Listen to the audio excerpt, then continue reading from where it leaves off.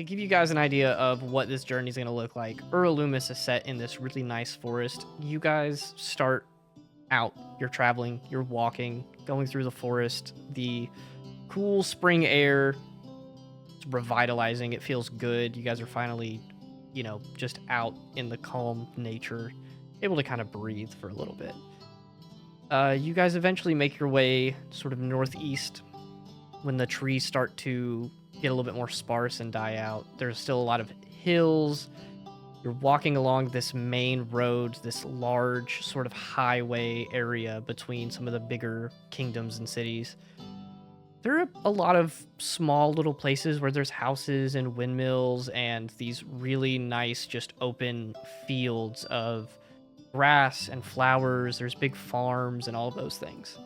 What do you guys do on the trip there? Because it is going to take you guys a couple of hours to get to Ilium.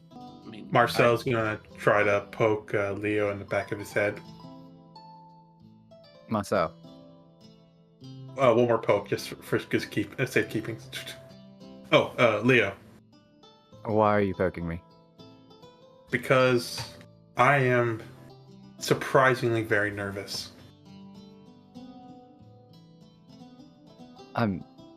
Okay. Why?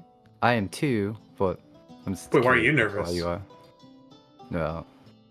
I mean, there's a lot of reasons why. Okay, name me 10.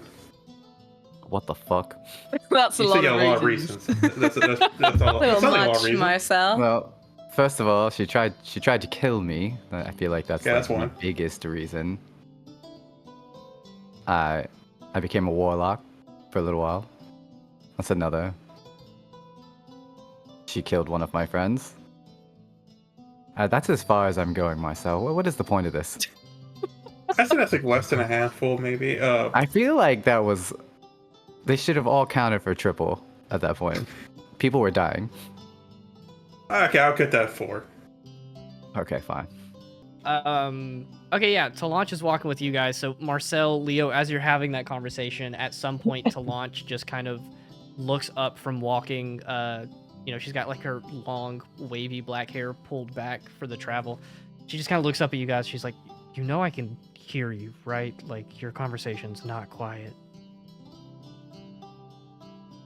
Leo, I mean, you know what you think did. she can hear us.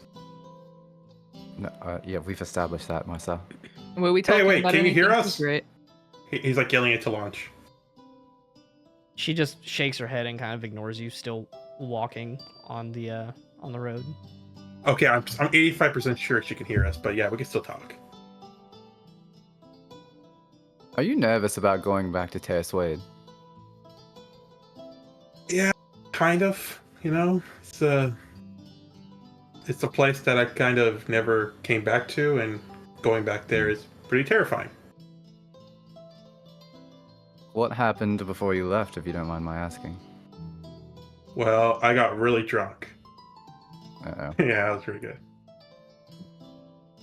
I sang in like a bar, and then I fought a bunch of people, and then I met this what was it? Oh yeah, that's I met Professor Ranth.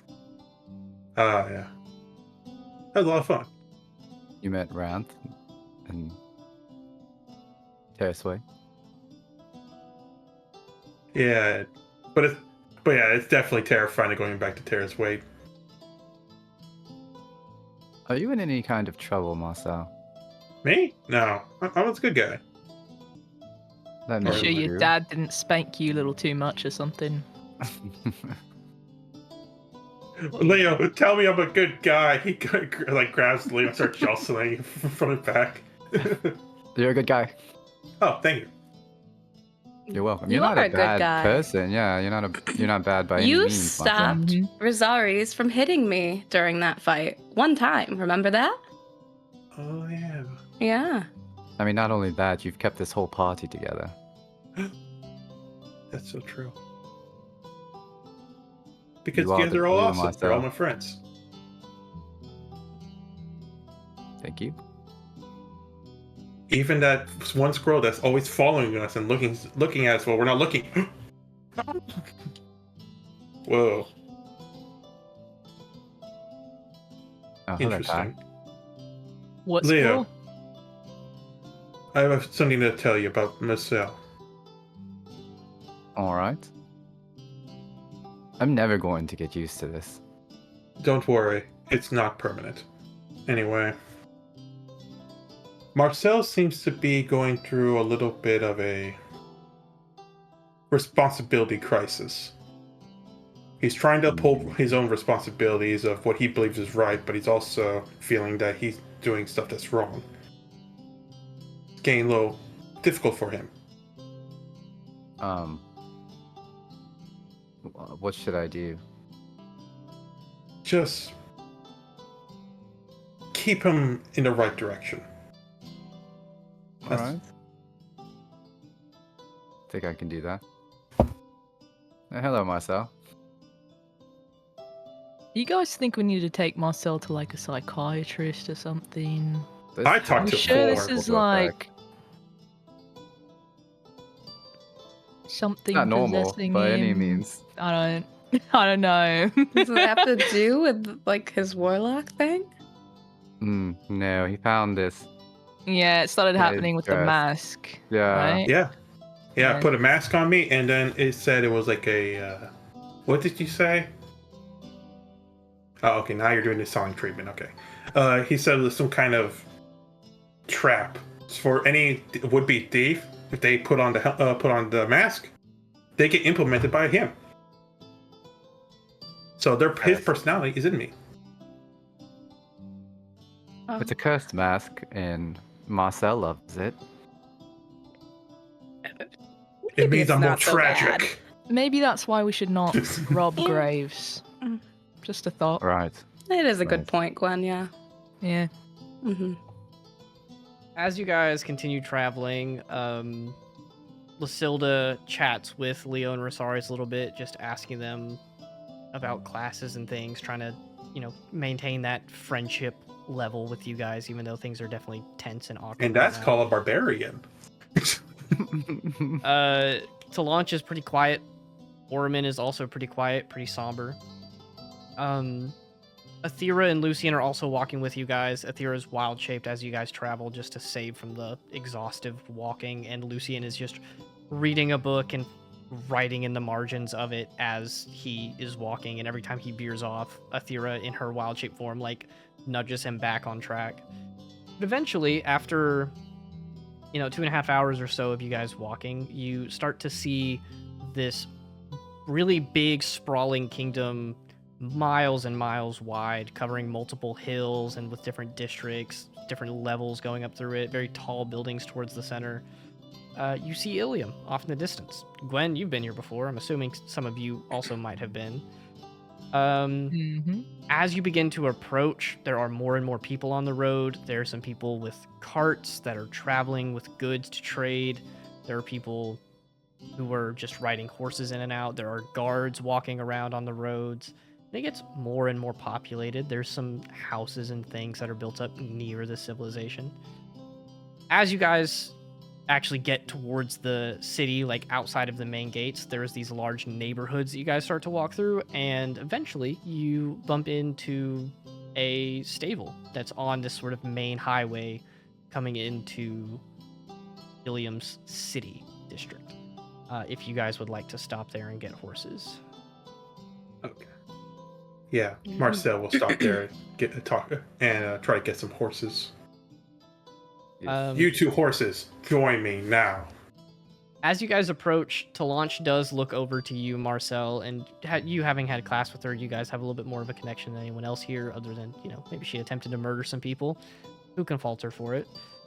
She asks you sort of separate from the group, and she's like, Marcel, why didn't you just have some lavish transport for us to go through? Why are we doing the whole travel with walking and getting horses and stuff? Can you just pay for us to have a carriage back and forth? Okay. First of all, yes, I am related to wealthy people. But doesn't make I'm walking with a bunch of platinum and gold. Second, I've not kind of been cut off. You know, kind of been removed in a way.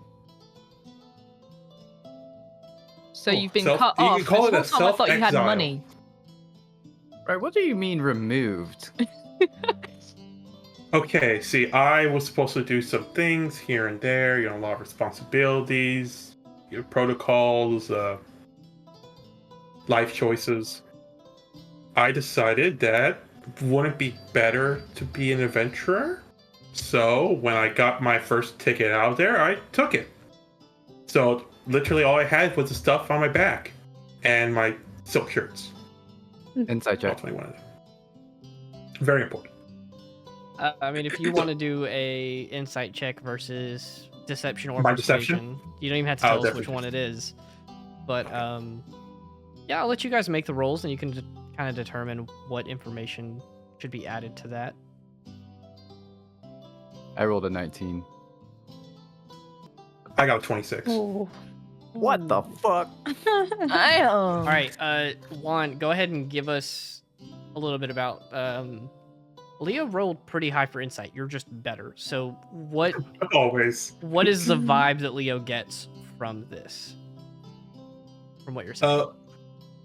Leo gets the vibe that Marceau is somehow still leaving out like a bunch out. I mean, he's leaving out a lot, but to a normal person, it sounds like enough. But yeah, he's definitely leaving out something. Marcel. We're your friends. Really? You know that, right? Really? Yes. Alright. Well, if there's anything you ever want to tell us, we're here. And we're never going to judge you. Well, we might judge you, but we're still going to be friends. I flicked some booger in the back of your head. That's why I was poking you. Is that what it was? Yes, that's what it was. Okay, first of all, that's really gross. You told me I could tell you anything. You know, I don't think I ever want you standing behind me, Marcel. I'm sorry. Marcel, Yeah, I'll what be the over absolute here. Fuck? I like that he's not even checking. High deception. I make you gaslight you thinking that there is boogers there.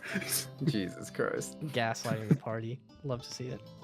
But yeah, you guys approach this stable. There is currently like a halfling man on this really tall step ladder who is brushing some horses.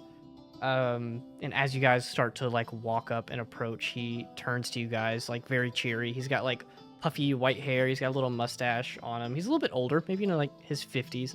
He sees you guys walk up and he just says, "Oh, wonderful clients, guests. What can I do for you?" Hi, 50-year-old halfling. We Yes. need some horses. I am a halfling. Thank you for acknowledging that. I can And definitely 50 do years that. old. And I don't know how you guessed that. That is interesting. I don't know either. Sounds like a voice in my head. You should get that checked out. What can I do? You I said do. horses. 2. 2 of them. Oh, okay. I thought you were wanting all of them, but that's fine. That's fine. Okay. He sets his little thing down on the like stand that he's using to get up to the height of the horse. Climbs down, sets it off to the side, and he waves you guys in. He says, "All right, follow me, follow me." Brings you inside. It's a very chill little stable. It's not super big. But you guys get brought inside to this stable. He climbs around the back of the like bar where he checks people out, gets up on a stool, sits down, puts a pair of glasses on, and then starts like rifling through some papers. And he's like, "Okay, 2 horses. I have a chestnut and one with some spots, but they might just be dirt. I'm not sure." Ooh, that sounds good. Hmm? Do you have a cart? To buy? Turns to Resaries. To buy or to rent?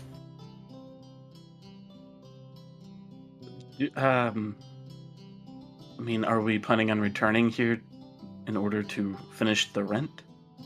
Good point. And it's good to just have a cart, you know? Yeah, but for how much?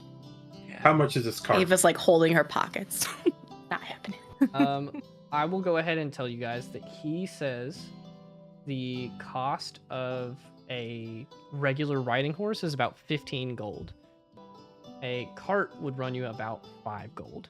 So in total, you'd be spending about, in total, you'd be spending about 40 gold. A cart would be closer to like 6. Yeah. So he says, yeah, 2 horses and a cart. I could do all of that for you for 40 gold. How about we do 35 gold? Because now you got yourself some lifetime customers. Trust me, we're kind of a big deal. We defeated some pretty powerful people. Really? Yeah. Like? We just defeated like a weird fairy god thing from an alternate universe.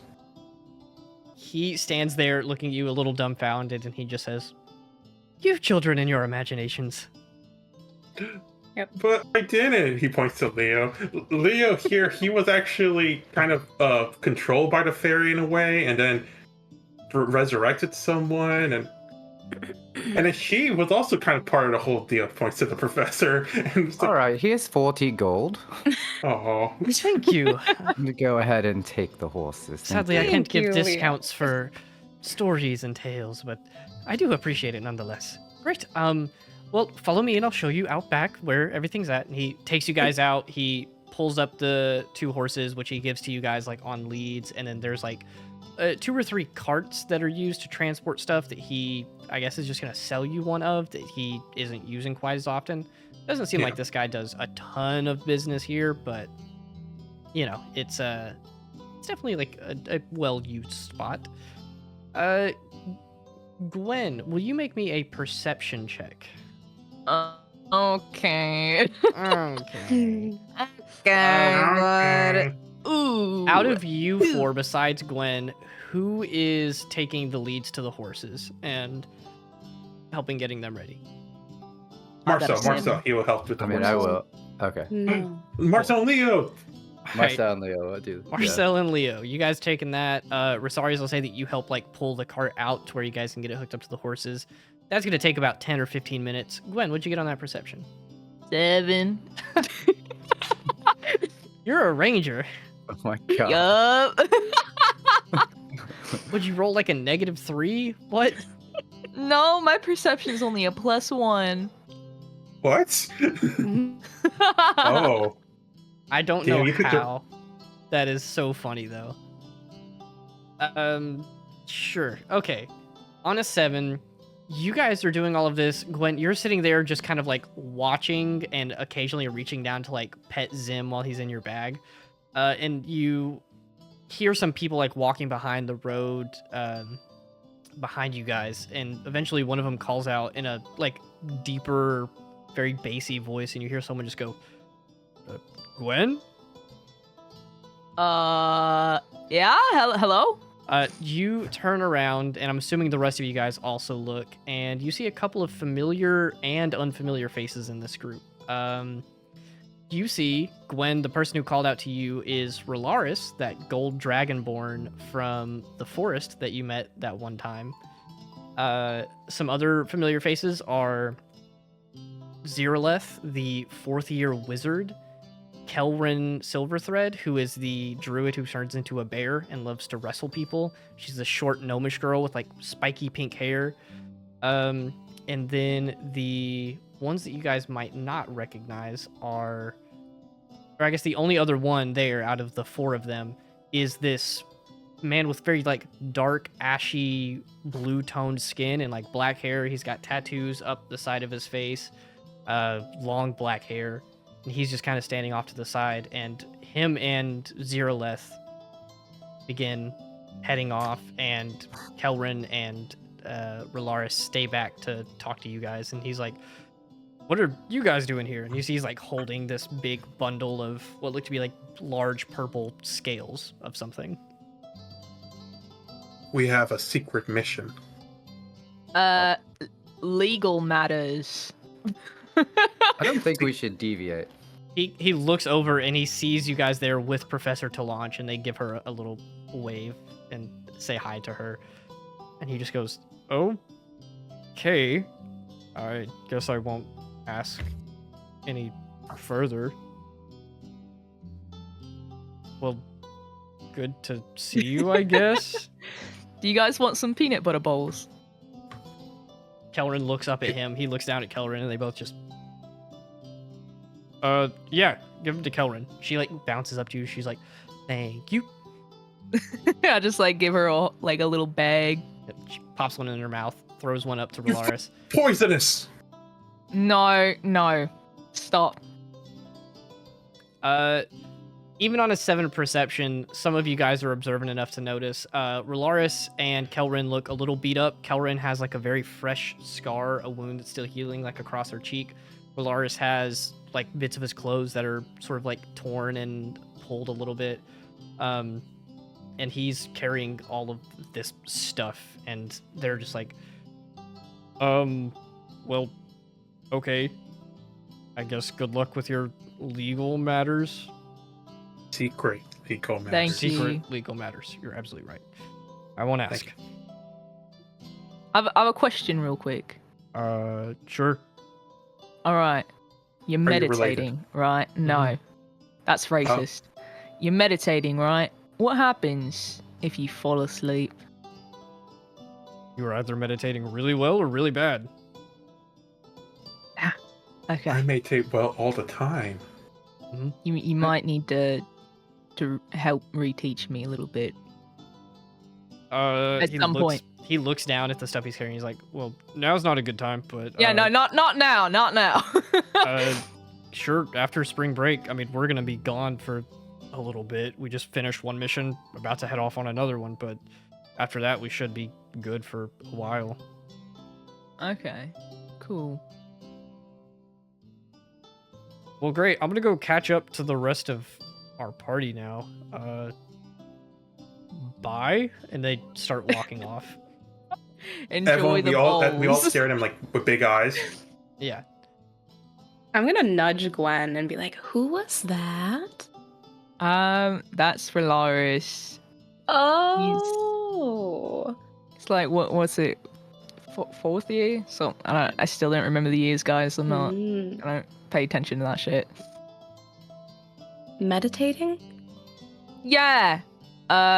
People here think I have anger issues, so I tried to remedy that by maybe trying to get into meditation. And he taught me how, so. Tilanche sort of making a joke in a awkward situation as she's climbing up into the cart that's now like attached to the horses, and she sits down. She's like, Gwen, they do have an anger management class at the school if you want to sign up for it. Oh, they do? It's typically for barbarians, but if you need it, they'll let you take it. Why would a barbarian need to manage their anger, though? I feel like that's their whole shtick, isn't it? Always angry. Rah. That type of thing. Mormon just kind of looks at you with his eyebrows furrowed, a little confused. He's just like, my professors were really good. They did such a good job. Like, I'm such a better person now. Oh, I don't break okay, stuff so when I'm mad. You actually are trying to better yourself. Oh, Good for you. yeah. Okay. I'm proud of you. Yeah. Thanks. I'm very proud of you. I'm just really glad it's not taught by the normal barbarian professors, because they're a mess. Yeah. Okay. Good to know. With that, the NPCs start climbing into the cart waiting for you guys, and I'll let you guys tell me who's riding horses, who's going where. I know Athera's going to wild shape, so she's covered, but the cart can fit probably 6 comfortably. Yeah. I guess Marcel will be leading the cart. Cool. Can I be on a horse too? Or one of us can hop on Cosmo. I can. My God. Sorry. I'm gonna be fully honest, guys. I was gonna be kind of running around No. ahead. Oh, that's what he said. Just trying to train Okay. with Cosmo, and then Athera, whenever she runs out of wild shape, can hop on Cosmo. Now, if it makes you feel better, if I need to hop on, right, I won't throw a booger at the back of your head. That does make me feel significantly better, actually. Yeah. Actually, Gwen, if you can help me train with Cosmo while we're running around, if you know horses, that might be helpful. I can try. That sounds vaguely helpful, and I'll take it. Hell yeah.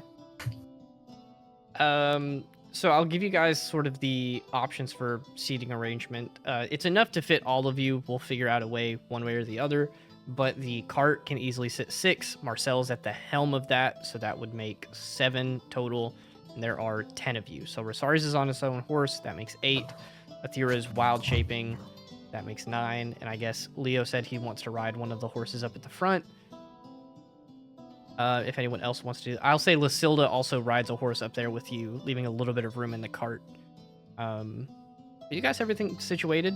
The stable hand sort of walks up to you guys, and he says, "Well, you said you guys would be loyal customers. Here's a business card," and he gives it to you, and it reads Keen Hand Stables of Ilium, and it has a little bit of his information. His name is Belvon Keenhand. He's been in the stable business for, it says it on there, 50 years. And he gives you guys a big old smile and he says, "Hope to see you back sometime. But I obviously hope that you don't need to buy horses to replace them. Please take care of them." Wait, so does this mean you've been in the stable business since you were 1 year old? Since I was 0 years old. I was born in a stable.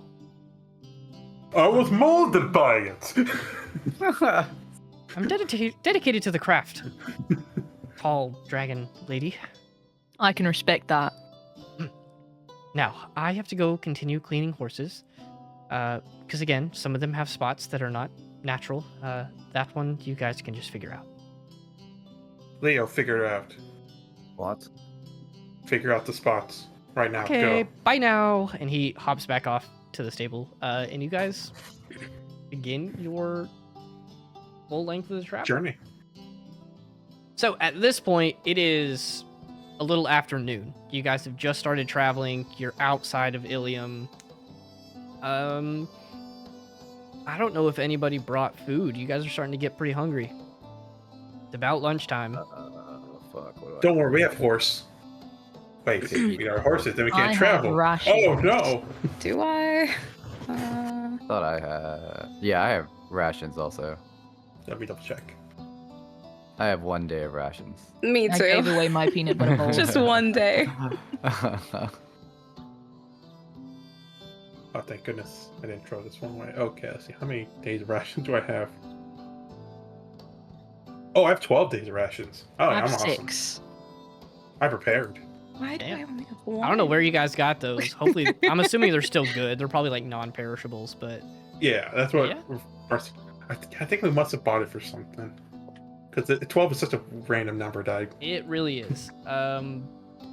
Sure. You guys have enough to at least, if you guys share and disperse them out. Lucilda and Orman and Tilanche all knew that they were coming on this trip, so they like prepped their own food. They're good. They have just enough to get them like through the night. But Marcel, if you want to share with the rest of everyone, Please.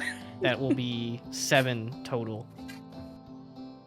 All right. Okay, here. 7 people? Yeah, including you. 12 Wait, I rations. have rations. Otherwise, right, I could try to find something for us, and I can You gonna go kill it hunting? and cook it. Yeah, Hey, yeah, who wants to go hunting? We should do that. I used to do that for my orphanage a lot. All I want right. to see you in action. Resaries, you're in you're Ava, guard you have duty. seen me in action. Not hunting for food. Oh, well, I don't think anyone has. Here, at I least. want to see Okay. As long as you don't make too much noise. it. Leo, Mhm. me and you Yeah. will set up the fire. Well, Ava and Gwen, you guys can wrangle us some food. I was just gonna watch her, but okay. Hello. That, Listen- Oh my Lucilda- god, it's Jambo! Oh, there you are. He's And Lucian can help alive. set the fire. Yep, he can definitely set up the fire. Set the He's in fire duty. So Lucilda looks to you guys and immediately poses a question. She's just like, "Are we really about to stop our travel 30 minutes into it and take a rest?" Oh, it's been 30 minutes. Yeah, you guys have been traveling for No. I like 30 thought it minutes. was nighttime. Yeah, I No. thought, yeah. I said it's like Oh. We gotta make it 12:30. tired and shit. Oh, Oh, he said 12:30. lunch. He said lunch, and y'all are stopping We it. had to stop. We got hungry. Yeah, I was Oh, saying, okay. you guys have already been traveling for 2.5 hours. You reach about that 3-hour mark. It's past noon at this point, and you guys are all like, hey, we kind of forgot food. Rations could just be like handed out and eaten. Like, they're not good, but they do work if you guys just want to eat while you travel. Yeah, definitely. In my Yeah, defense, so- Gwen's always down to hunt something. So Yeah, So we can hunt tonight when we set up camp. How about that? exactly. Yeah, all yeah. right. So table that plan for about 8 hours from now. There we go. Okay, I removed the 7 rations, so you can, Marcel would have given her here, one for you, one for you, one Guys, for you. a peanut and- butter bowl fell in the bottom of my bag. Who wants it? I'll just reach my hand backwards and I'll grab and I'll eat it. No one? Okay. I'll have it. I would love to say that Marcel's rations are just like Lunchables and he's passing them out to you guys. Oh, shit. And you guys all sort of like peel them back. You open it up. It's just, some snack food essentially, but it's enough to. It's like keep that you- cracker with the sauce. The It's like, oh, this is pizzas? your own pizza. Cracker and Oh. turkey, pizza, nacho. I want the pizza one. Yeah, pizza one's right for you, Ava. Mm. Tomato sauce Thank and you. crackers, Time for Solid. nachos. and with a small little Snickers. But you guys just eat while you're traveling. I will let you guys know that for the next hour or two, it is literally just traveling on this main highway. There are multiple people that you guys pass that are also in carts. There's a couple of really nice carriages that pass you guys with probably really wealthy people in them traveling to Ilium. Hey, Tom. It is a Hey, Marcel. huge. It's a huge capital for trade, being like, one of the biggest kingdoms and right on the border of Listeria. So a lot of people come through there. So you guys are for about an hour just like on this, not super dense, but just you're occasionally passing people. There's some guards, but it slowly thins out as you go. It eventually gets back into that more wilderness type with some trees starting to dot the landscape. There's less windmills and farms and stuff as you get back into the sort of just rolling hills and tall grass. About 2 hours in, you guys are traveling. You're approaching Mirian's Crossing, which is the little city near Ura Lumis. As you're getting close to that, you guys know it's probably about, 30, 45 minutes away. At the edge of y'all's vision, as you're traveling, whoever's at the helm, so probably Marcel and Resaries, who's up there, you guys see a little small figure, maybe about 3 feet tall, if that, sort of hobbling on the side of the road, like one of its legs is injured. As you get closer, you see that it has wrinkly green skin, little tufts of dark hair here, ragged clothes. It is a little goblin that is about 100 or 150 feet ahead of you guys, that's sort of just hobbling and attempting to walk on the side of the road. I thought you were gonna say 100 years old. I'm the great ancient goblin. Call them green and wrinkly. Yeah. But yeah, Guys, look, it's a friend. Gwen, do you speak Goblin, right? Not fully yet, but I'm learning. Marcel stops the cart, do you stop at like close to him, or or like maybe Further away. like 50 feet, I guess. 50 feet Okay. is pretty good. he hears you guys coming? You guys are talking. Gwen, you're saying that you know a little bit of Goblin, and he is like clutching his side, and he turns around and he just starts hobbling towards you guys and reaches a hand up and he says, excuse me. Oh, you're excused. Thank you. You're welcome. Listen, are any of you healers? I'm gravely wounded and I need to be healed. Leo, Right, I'm a healer. do you know a healer? Yeah, I'm gonna cast Cure Wounds on him. I mean, you're up on a horse right now. He's like 3 feet tall on the ground. You're definitely gonna have to like get down on the ground. Yeah, Yeah, that's get down on him. As you climb off the horse, he sort of like lays down on the ground, sort of, sweating a little bit. He looks so tired, so dirty, and he's just like, it's my side. It hurts. It hurts right here. All right. Leo, have you ever seen this before? Never. Not one Can I time. insight check him? Sure. All right. Let's go bean dice. Being dice. I mean, no matter what, David already said he's casting Cure Wounds. I got a 13. Cool. You're gonna think this shit is fucking hilarious. David, you go down to cast Cure Wounds, and he like is holding onto your arm, and he looks like he's dying, sounding like he's on his last breath, and he just says, "Help me. You're such a kind soul." What's your passive perception? I lied. It doesn't matter. He rolled a nat 20. Gwen, you're watching from afar. You're like, this is the most bogus act I've ever seen. He pulls up his shirt where his injury is, and it's just like he scratched himself a little bit and rubbed some dirt on it. You watch as Leo goes down and casts Cure Wounds on him, and so effortlessly, this goblin who's like holding on to him just reaches into his pocket and grabs a couple of coins and holds them back out as he's like flailing on the ground and just, down with his arms up. So he Leo, has like he just took your fucking money. He just took your money, mate. Get it He- back. whips his head up to you and he's just like, you ruined it. No. He starts like running away, but he's very slow. He's a small little goblin, and he has this little handful of coins jingling. He's just like, Snatchy the goblin does it again. Alex I'm gonna is try to flat. grab him. I'm gonna try to grab him. Just let him have it. give me an unarmed strike. He has like 6 gold coins right now. Leo, just let him have it. He got a 7 for his dexterity save. Oh, motherfucker. I got a 7 also. I mean, meet it to beat it. I'll let the players win. He starts running away, and you just like really quick reach forward and grab him by the arm and like pull him back and pick him up. And he's just like, this is all your fault. And he points to Gwen. Hey. You could have maybe just like asked, be like, spare some change, right? Spare a copper. No, there's no fun in that. Here, take your coin back. And he offers it back to you, Leo. I changed your name as well, mate. Snatch is a bit too obvious. Well, I'm not supposed to tell it to you until after. True. Yeah. I thought that was just normal for goblins. Yeah, you know what? Yeah, you're right. That's a very. Maybe there's gonna be a goblin named Catch and Batch. You know my cousin? Shit. Oh god. You have a cousin? I have a lot of cousins. Well, okay. Hey, come on, sit around in this cart. We can talk about this. No, Do you know a Thatch? Since you know your name rhymes. no, that's a stupid name. Okay. Snatchy, Well- because I snatch things. Catchy catches things. Batch bakes.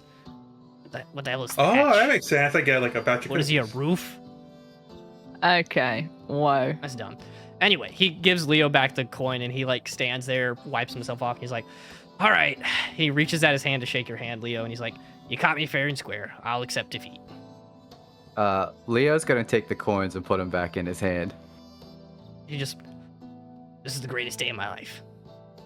Next time, don't steal from someone much bigger than you. But that's I think the he does fun that a part. lot. Yeah. They're the easiest Yeah. targets. And Gwen's nickname is Well, Snitch this as well, one wasn't. Oh, you almost were. Wasn't for that darn blue lady.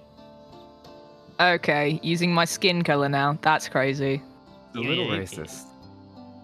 Yeah, it's a bit racist, mate. I'm a goblin. I don't care. You Well, know maybe what? next That's a time good don't just like scratch yourself with your fingernail and rub some dirt in it, yeah? How'd You're you not know? Leo, how the fuck did you believe that? Leo. Why didn't you ask questions? Look. All right. First of all, cleric. Yes, A Yeah. cleric I believe in What is and- that? You know, He raises his helping hand. people. It's how I. You know, you didn't even get healed. I don't. Fuck you, goblin. He was at full health. You're a fucking asshole. I mean, maybe He- you had a paper cut and you healed that. He starts ignoring you and he looks at everybody else and he's like, you guys want to add on to the pile?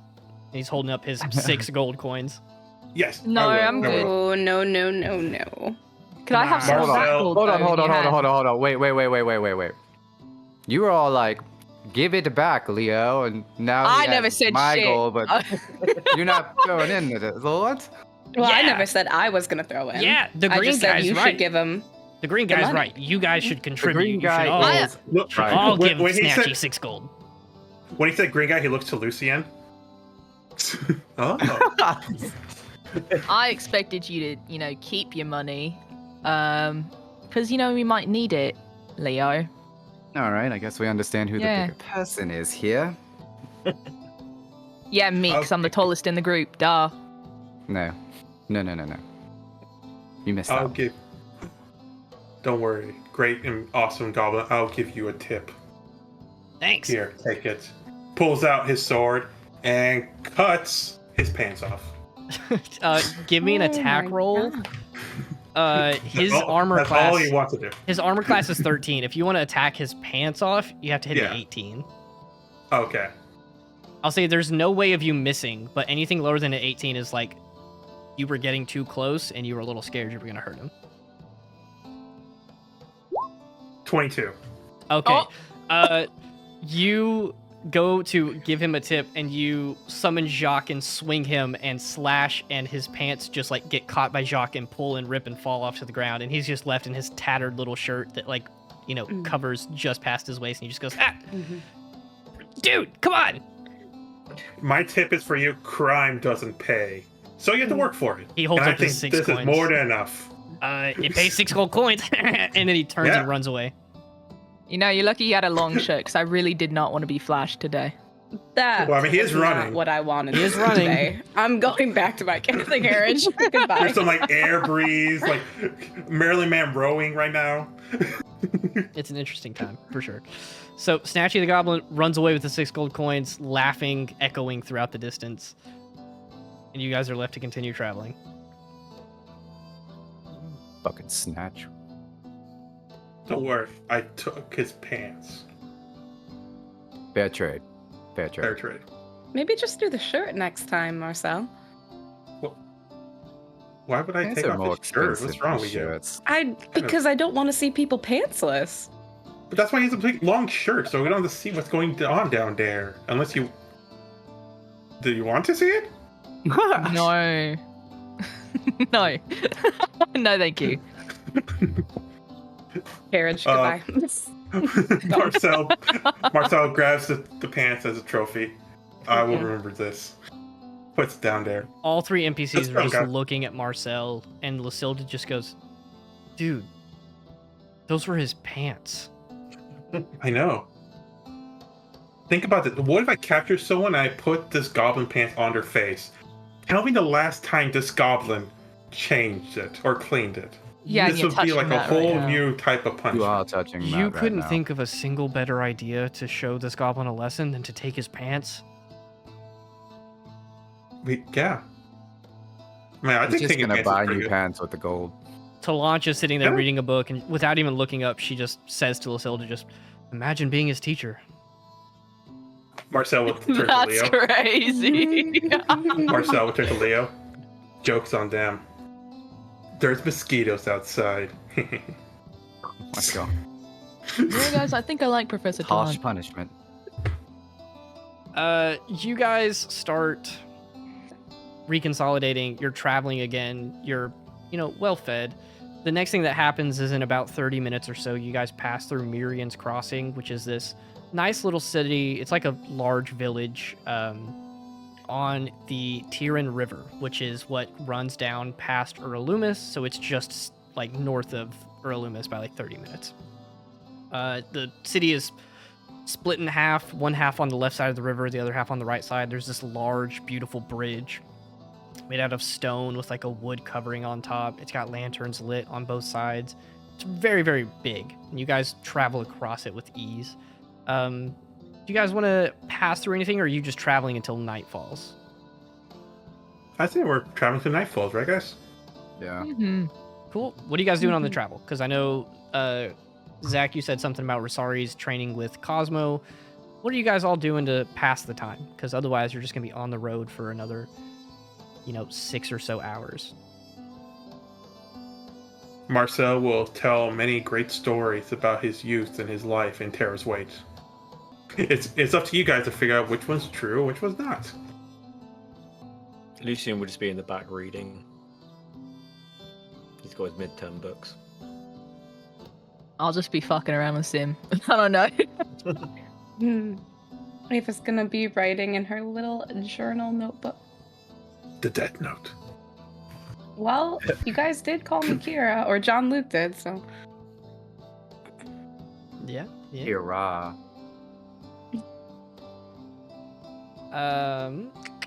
It's just quiet travel, I guess. Yeah, I mean, if there's not much you guys want to do, you can just ride in that sort of awkward quietness, I guess, except for Resaries. What are you doing to train with Cosmo? You're apparently doing something fun. Oh yeah, didn't you want me to help? Yeah. So Interesting. oddly enough, I asked Terra, and apparently I can like think to Cosmo, and he can think to me, and it sounded like what you and Zim do. And I just did not know how that worked, so I was gonna ask you questions about that. Do I know how that works? I don't know. So- Haven't you ever had someone to cast like message on you? It's kind of like that, but you can talk for longer. Whoa. No, but I've had Lucian casting the spell for me, but on someone else, to someone else. However that works. Okay. Well, I don't know. I just like. So do you like just look at them and focus? Is that how that works? I mean, I guess I usually just speak to Zim out loud, to be honest, unless I want to say something private. Cool. Yeah, I guess I just like think really hard, but don't think too hard. You might get like, I don't know, you might pop a vein or something. He learned from experience. I'm just gonna go quiet really quick, and then just in my mind I'm going, think really hard, and then just Cosmo, stop. Does he stop, Shorty? Give me an animal handling check. Oh, Let's this is gonna see. be horrible. That's Probably. a no. Plus 0. Woo! 3. Oh. God damn. Did that work? Do you say it out loud or in your head?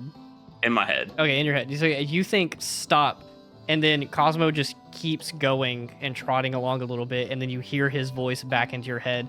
It sounds almost disembodied, like it doesn't really belong to Cosmo, but it's more of a manifestation of his thoughts in your mind. And he just says, "No, we're traveling." Did it work?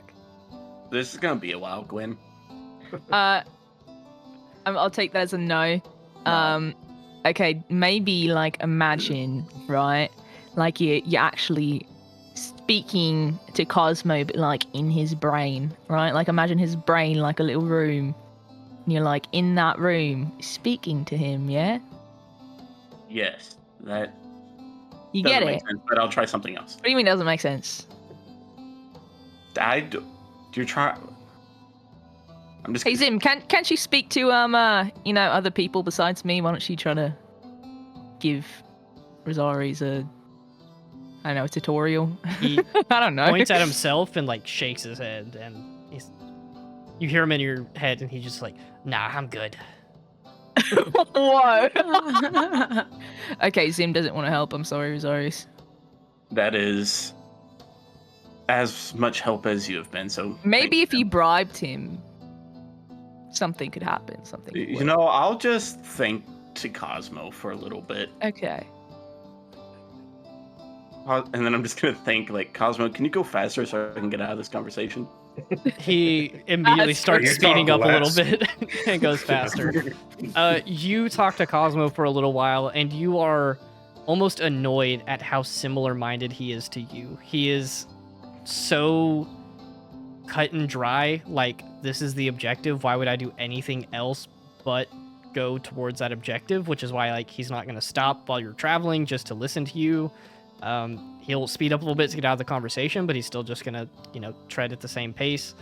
But he is Fair enough. a direct reflection of Resaries' personality. Just less awkward because he doesn't really have emotions at all. It's expected for him not to talk about it. Yeah. Y'all are just gonna hear me say out loud, like, man, Cosmo can be so annoying.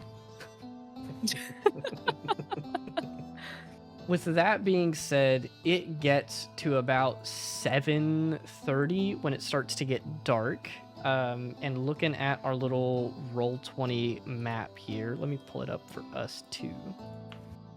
You guys have been traveling for a while. You are up sort of in this area, not even on the main highway anymore, just because you know the map, you know how to get to Terra's Weight. You just went north from Myriad's Crossing.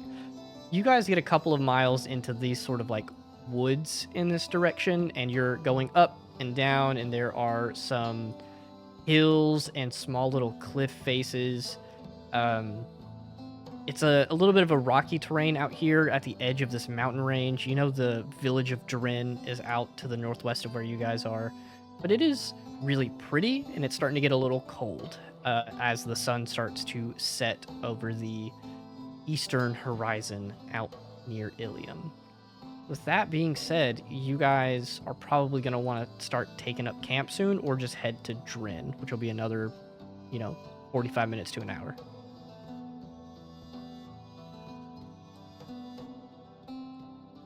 I said we head to Dren. It's only 5 minutes to an hour.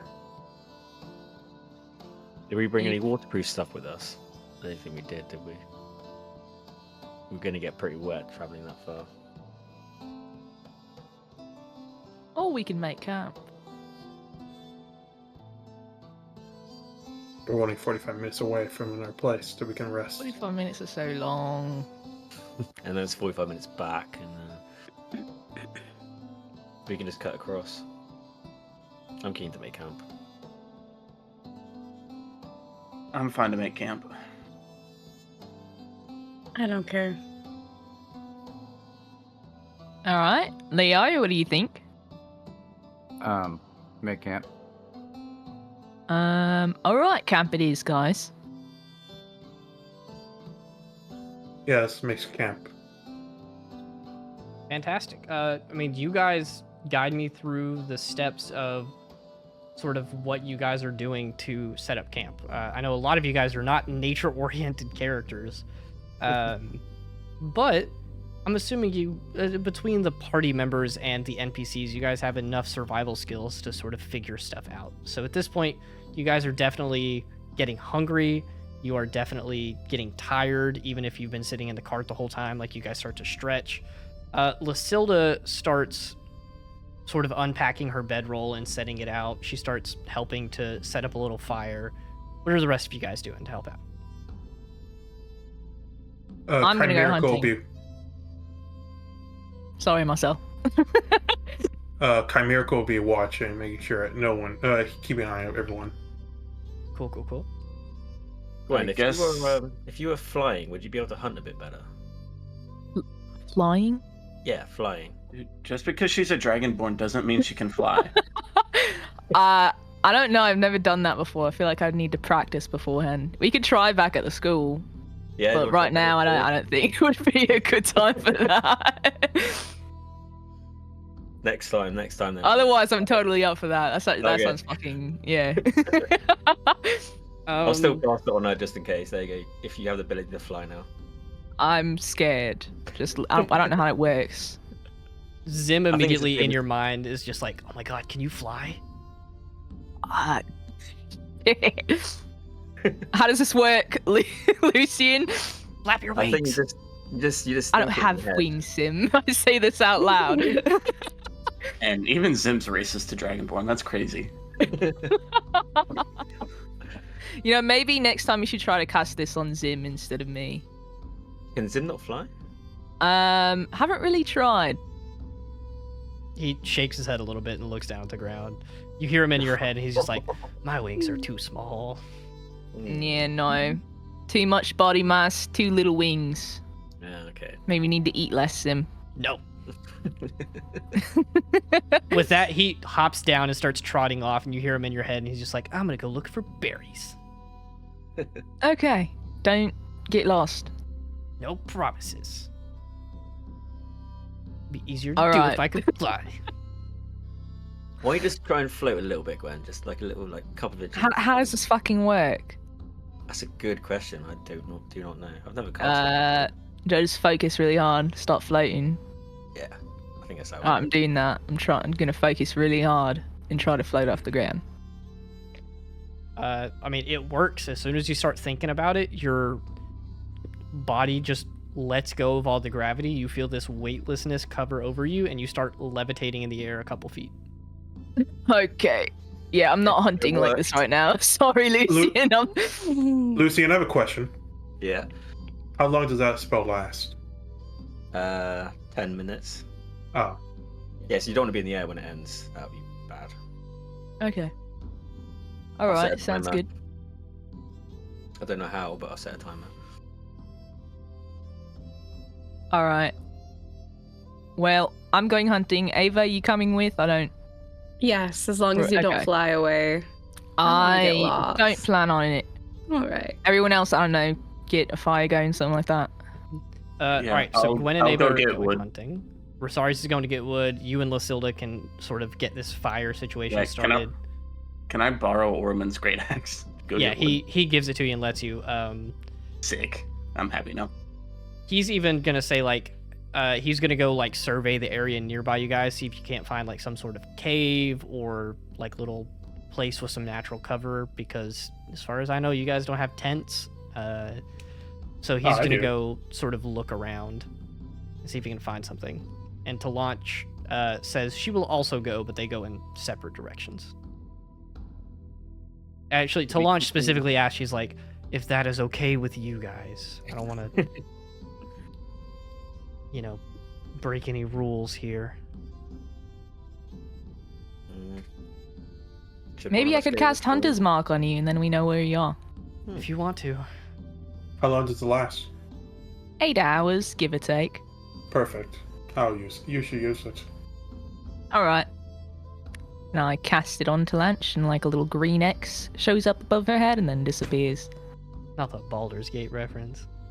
With that, Tilanche starts walking around, also just sort of surveying around, going into the forest, seeing if you guys can't find any caves.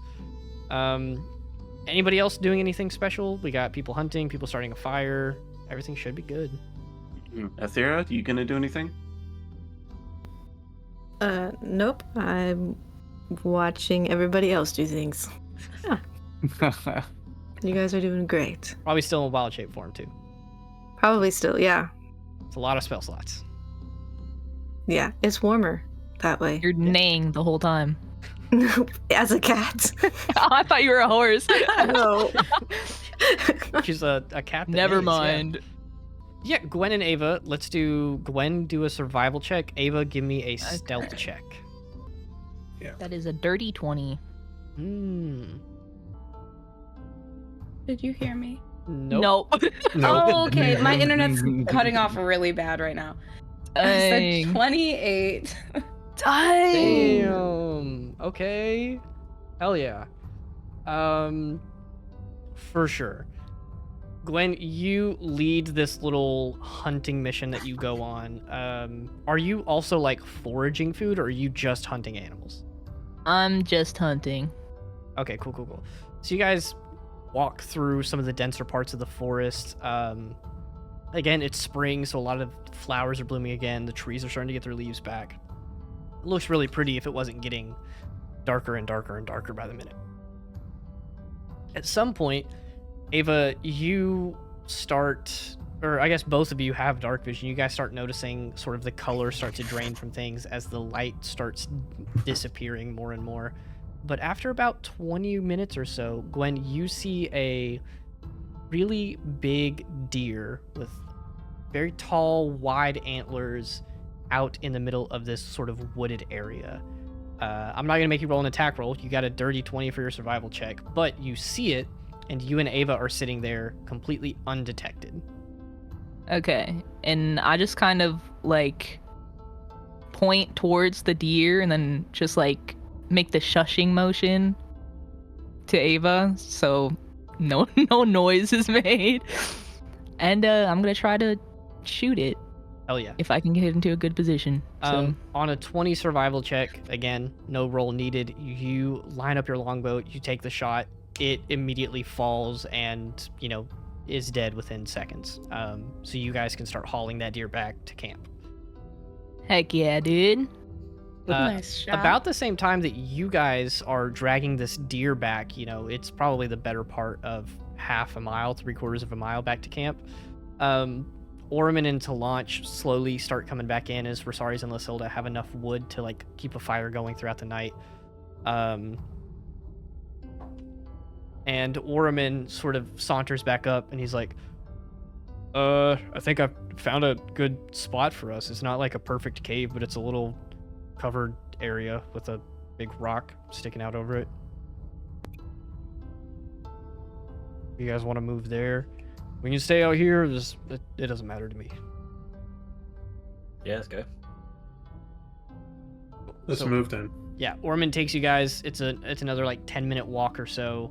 But you guys get all of your stuff. You take the horses through. And eventually you get to the spot where there's a small little cliff face out in the hills. And there is a little, not even a cave, but just a sort of clearing. Like a cavity. Yeah, like a cavity or an opening that goes about 15 feet into the base of this little cliffside, and it has some rock jutting out up and over it, where it's a perfect little spot. You can see that someone's clearly had a fire here before. The ground there is sort of burned and ashy, but you guys can set up camp here. I would like to specify also, after killing the deer, I wanted to dress it, and I also wanted to do a little prayer to Panthea.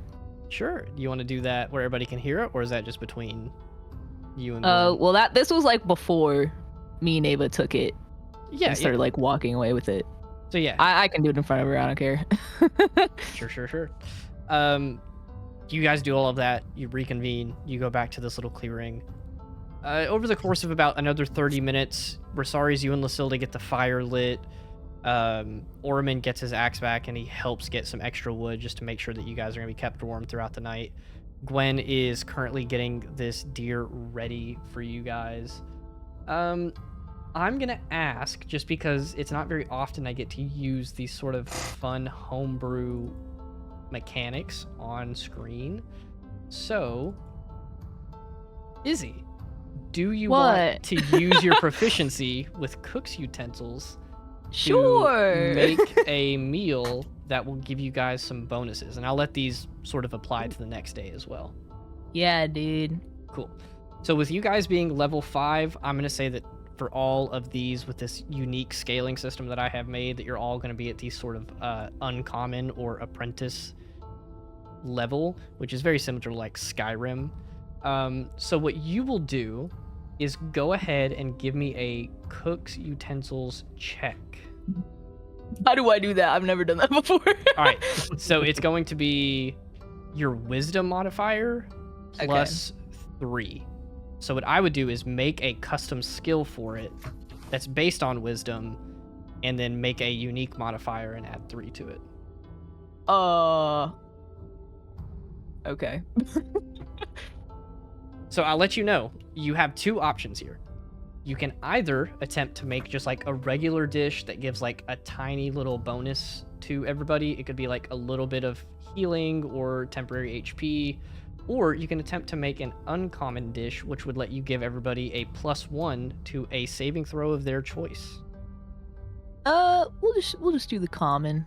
Cool. So yeah, it'd be a D20 plus, I guess, 4 for you. Yeah, I got I can do math. We think. 17. Ooh. See, you could have done the uncommon one, but you chose the common. Okay. I want it to taste extra spicy because I have my spice bag. Yeah, you do.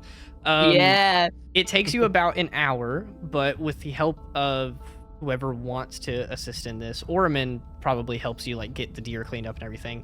You, with this fire, bring out your cook's utensils that you sort of take with you wherever you go.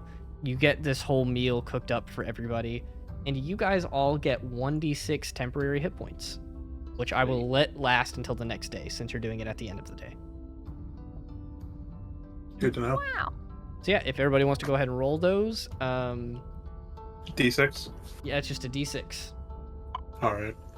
How the I fuck saw did we both Zach's roll ones, bro? What the fuck?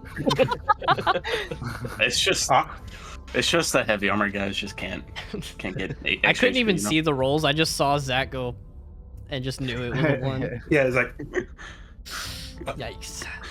yeah. Well, Gwen was making food. Chimerica was setting up his tent. Yeah. I'll say, do you want to set up your tent like outside of this little cavity Yeah, outside area? the cave. Sure. Yeah. You guys have this fire just right on the edge of that. The rest of you guys set up your bedrolls inside. And then Tilanche, as she's sort of getting settled in and like leaning against the wall, like reading one of her books, she sort of looks up to you guys and she says, "Are we doing a watch of any sort? Is anybody gonna stay up? Or are we taking turns? I can contribute if you guys trust me enough, but I'll leave it up to you." How big We is were the going to- area we're camping in? This room goes about 15 feet into the cave, and then it's probably about 15 or 20 feet wide. I'm gonna set up an alarm at the entrance of the cave just in case. Cool. Yeah, we'll set up a watch just in case if something happens. No reason why we shouldn't. So, who's gonna be doing that? I'll go first. I'll stay up with him. I was wondering if I could, Gwen. I don't know if rangers care, but can I use the antlers from the deer? You can take them. Okay. Better to use like as much as you can than to let things go to waste. Marcel, I'll stay up with you and work on getting the antlers off them. Yeah. Did Zim come back? Does he have berries? What's yeah. going on with that? Nope, he's gone. He's That's made his multiple. mission. He ran away. That's our new mission, guys. You to the called him save. fat. He Yeah. ran off. Side mission. I'm sorry. No, he has made multiple trips out into the woods, and he's made himself like a little pile of berries that he is now sitting by the fire and just Tell me eating he's one at just a time. roasting them one at a time on a very small Like stake. a marshmallow. He sticks them on his like his claw, holds it up over the fire, and then just ow. Okay. Well, Well, I'm hitting the sack. Tilanche just kind of chuckles as she looks at you guys, and she's like, "You know, I really would have thought you guys would have gone over some of this stuff in your homeroom class, or maybe you guys just skirted by on beating the rest of the parties. You literally have an elf here who only needs to trance for 4 hours, and there's also 7 of you. You could easily do 2-hour shifts. I am gonna let you guys figure it out. I'm just gonna go to sleep. Good night." And she goes to sleep and lays down in the cave. Should we do watch in pairs? Yeah, sure. Sure. Gwen's already in the cave. What the fuck, Gwen? I said I was hitting the sack, alright? Nice. I'll do watch with Resaries. I'm already doing watch with Marcel. Motherfucker! In fact, I was gonna say I'm gonna come pimp slap you in two hours, so you better go to Whoa. Leo, I think it'd be better if you maybe watch with Lucian, if that's all right. Yeah, I'm okay with that. Ugh. Okay. You guys know that I can watch most of the night without help. Yeah. Same, I and just need 4 you still, hours. yeah, and you still need to transfer 4 hours, so that means there's 4 4 hours. hours. Okay, you- someone needs to watch for 4 hours. Yeah, that's what we're you doing. two watch for 4 hours, then get me and I can watch the rest of the time. I can't trance, so no, I'm not gonna be staying up for 4 hours. Okay. I see. Fine. You need a full 8 hours, I get it. So I'll wake Leo up in 2 hours. He's gonna finish the 4-hour shift with Marcel. Athera, you wake up if you want anybody to go with you. Marcel Finishing also a has to resolution. sleep. I studying for 4 hours. Oh. I'm a half elf. That's why I was like, we'll just tag in Leo and Lucian. We'll do They need to that, talk and more. then Athera can go. And that theory can just go by himself, apparently. Mori will help. Oh, yeah. Yeah, you should talk to that person. They seem very nice. It's a bird, Marcel. I know. This is a Very hero nice. for real. Lucian's gonna She's go in very the nice. cave and then just cast sleep on himself. Yeah, Leo's gonna go. Oh my god, gato. Gato. Yeah, so I forgot you guys can't see my camera in real time, which I would love to fix at some point. But yeah, that's literally Athera right there. Speaking of Athera, Natalie's video's in. Let's go. Let's go. It's you. I missed you, Nat. All right, so first I miss watch. me too. Oh, whoa. Whoa. Okay. Crazy. First watch is Resaries and Marcel. What are you guys doing over the watch? Are you just chilling? Are you working on something? I think Rosari says he's gonna work on Yeah. antlers, right? Yeah, I was gonna try to get the antlers off the deer, and then I guess I would talk to Marcel about like trying to use them for a handle for like a knife or a sword. If you wanted to have conversation, otherwise I'll just be thinking about it myself. We can always have conversations. Oh, it's you that I'm talking to. Okay. Yeah. I really regret taking this shift now. Yeah, you see Chimerical is just sitting down looking at fire and just seems to be talking to himself. I'm just gonna pull the deer to the front entrance, and I'm just gonna stay there and work on the antlers. Well, actually, Marcel would be in the front entrance because that's where his tent is. Because his tent's outside of the actual cave. That's why. There's no escape. Cool. I'll just work on the antlers and then kind of worry about Marcel, but also not wanting to deal with it. You guys continue on. A little bit of fog starts to roll in as the moon comes up, and I'm actually going to default to. It is almost a full moon. So it's like very bright. You guys are even able to see a little bit out into the forest if you're not looking towards the fire. But will both of you give me a perception check? Oh, we didn't think this through, Marcel. That's why I wanted someone else here. Nat 19 for a Nat 19. Perception? Yeah. 15. Cool. You guys are sitting there talking for a little while. Eventually, the conversation lulls a little bit. You're just listening to the crackle of the fire. Orman is snoring so heavily. Lysilda sort of jerks in her sleep a little bit and then eventually calms down.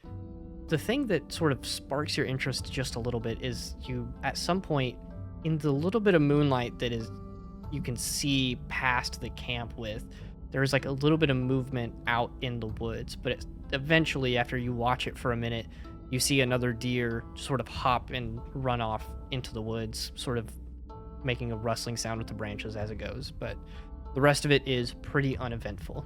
You guys pass your 2 hours and you are free to go to sleep. After we wake up Leo and Lucy. After you wake up, Yeah. Leo and Lucian. Okay. Yeah, Well, what does Leo Chimerical go would. to? Yeah, Chimerical would go to Lucian. And said, Lucian, arise. Nice. I'm just gonna pick Leo up by his armor and throw him towards the entrance. What the fuck? Go, your turn. I Tag. hate you. I know. Night night. I'm gonna go for my bedroll. Yeah. And Chimerical will go to his tent. Cool. Closing it. With that, Lucy and Leo, what are you guys doing? As you get woken up, I'm assuming you come out closer to the fire that's still going. You probably have to add in a couple of logs to make sure that you guys are going to be kept warm. How are you passing the time? I'll let you tell me. Lucian's going to cast Dark Vision on himself so he can actually see. Oh yeah. Wait, you're human? Have you just not noticed? No, party you have such sucks. long hair that I wow, never... Leo, thanks. I'm Sorry. so happy I got these two together. Have you just realised they put the two pacifists on watch together? Right, they, this makes they hate each other no already. sense. Yeah. This might not go so well. Nothing's going to happen anyway, so it's fine, don't worry. Right. So how are you feeling Hey, about Lucian. after the warlock powers have left you? I guess in a way relieved to an extent, but Did they get replaced by more cleric powers, or you just No, not at all. No. I'm just weaker, I guess. I didn't Is there really enough- use them, honestly. I used them like one time. Was that on purpose? Eldritch Blast Oh yeah, darts. it's very on purpose. Oh. Did you like it? Hmm. I mean, I think that in a way they were helpful as we were getting beat by a foe. Actually, I think it was in that battle to save you. Well, you can't tell anyone this, but I had magic missile prepared in the last fight. But luckily, Aethera saved it and banished the creature before I could cast it. Interesting. You were ready to fight then. That creature just made no sense to me. What do you mean? It was using violence for no reason. I had no purpose behind the violence. I mean, our group uses violence, but there's normally a purpose behind it. This thing I had think no that- purpose. Right. Just evil. Just evil. How much do you know of Vermeth? How much do I know about Vermeth? Sure. Give me a history check with advantage.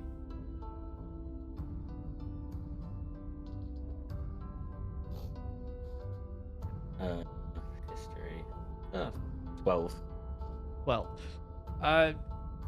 the thing is, even on a 12, you were very well studied, and Verameth has a pretty decent connection to Valenrun, where you're from. You know the surface level stuff. Verameth is the archdevil that Corteus defeated. That, at least in the stories, I don't know how much Lucian would believe this to be literal truth, but he is the archdevil that Corteus defeated after Verameth invaded the world. He brought the forces from the hells, is what some of the stories say, and essentially waged a war on the material plane. But a lot of scholars think that stuff is more symbolic and mythology, simply because we have no current proof of planar stuff actually being real. So I say that to Leo. Interesting. I guess what I'm perplexed about is that if Verameth was defeated by Corteus, and that was his ascension to godhood, and then the professor found herself in a pact with Verameth, does that mean that Verameth is active in the world again? I mean, that would make sense unless someone's pretending to be Verameth. That's a possibility too. I don't know, I'm trying to study into this planar stuff, but all I can find is telltale stories of kids and stuff like that maybe linked to it, but apart from that, nothing's come up. I think some Right. more studying needs to be done. I'm just worried that there's another war coming. Yeah. I think Resaries If might this- have a part in that as well. Alright. Alright. I'm not sure though. I don't know. It all feels off to me. A little bit. While you Donations. guys are sort of sitting there talking, at this point in the conversation, you guys start to actually think deep about the possibility of, if people are making pacts with Verameth, one, is that even true, or is it just something that magic can't seem to explain or people don't really understand?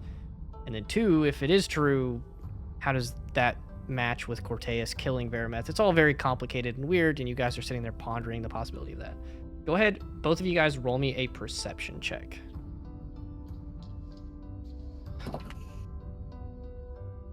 Oh, why am I rolling with advantage?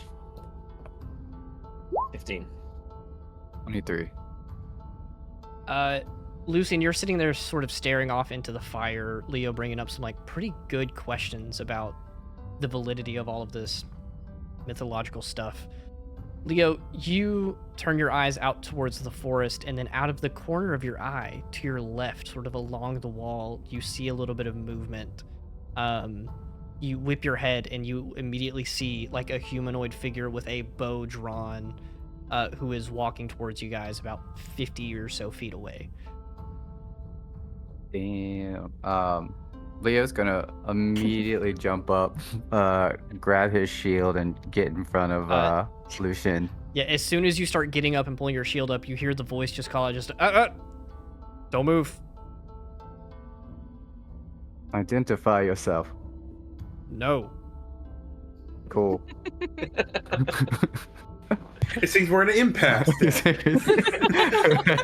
Lucian, what do you do as Leo jumps up and notices that? And then out of the sort of edge of y'all's vision, you also see about 2 or 3 other figures start coming out of the woods from behind trees off to y'all's side. That was out of the range of y'all's vision. Now slowly coming in. Instinctively just cast shield on himself and then hides behind Leo. Sure. I'll say you have shield readied, and if anyone attacks, you're immediately going to cast it. Yeah, sure. So yeah, you're sort of sitting there with Leo, hand on his shoulder. The guy with the bow sort of walking towards you, Leo, taking just a couple small steps, and he's like, don't move. Just doesn't have to be any harder than you want it to be. Leo's gonna stand still. And what exactly do you want? He, at this point, is about 45 feet away from you, and he says, oh, just your gold, maybe some of your equipment. Looks like you got some fancy armor on. I'll take that. Probably get a pretty penny for it. Negative. Can I try and slip behind Leo and cast invisibility on myself? Give me a... Ooh, here's the thing. There are more than just this one guy. Like I said, 2 or 3 started coming out, and they can easily see you guys because of the fire. You can cast invisibility on yourself, but you will immediately be seen doing it. Oh, crap. I think I would have done it. I'd cast it and then try and run back into the cave. Invisibility? How? Mm-hmm. When he cast... Wait. No. Yeah, no. When he casts invisibility, I'm gonna cast Sleet Storm. You're gonna cast what? Sleet Storm is what it says here. What the hell is that? It's a sleet storm. I'm about to show you.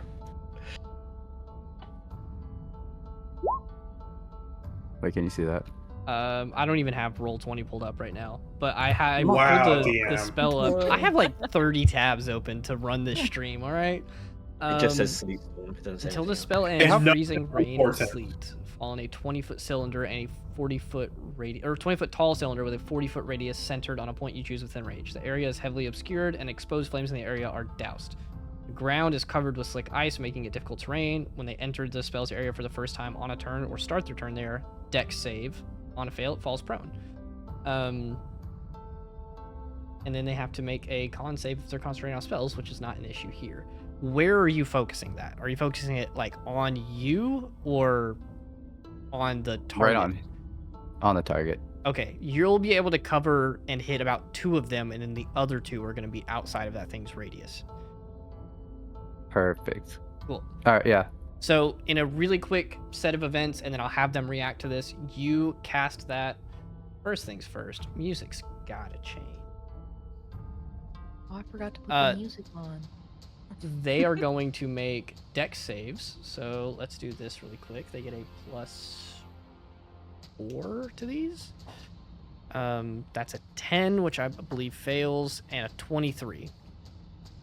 So the one with the bow is walking, and then you cast the spell, and a huge sleet storm of ice, literally, starts covering the ground, hitting him, and he like tries to grab on the wall to hold himself, but he just falls to the ground and is trying to stand up.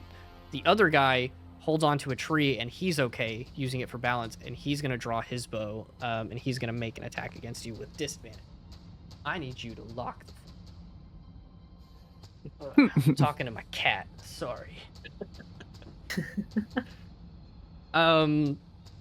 Lucian, you run back in. I'll let you tell me what you do in that time before any of the bandits get to go.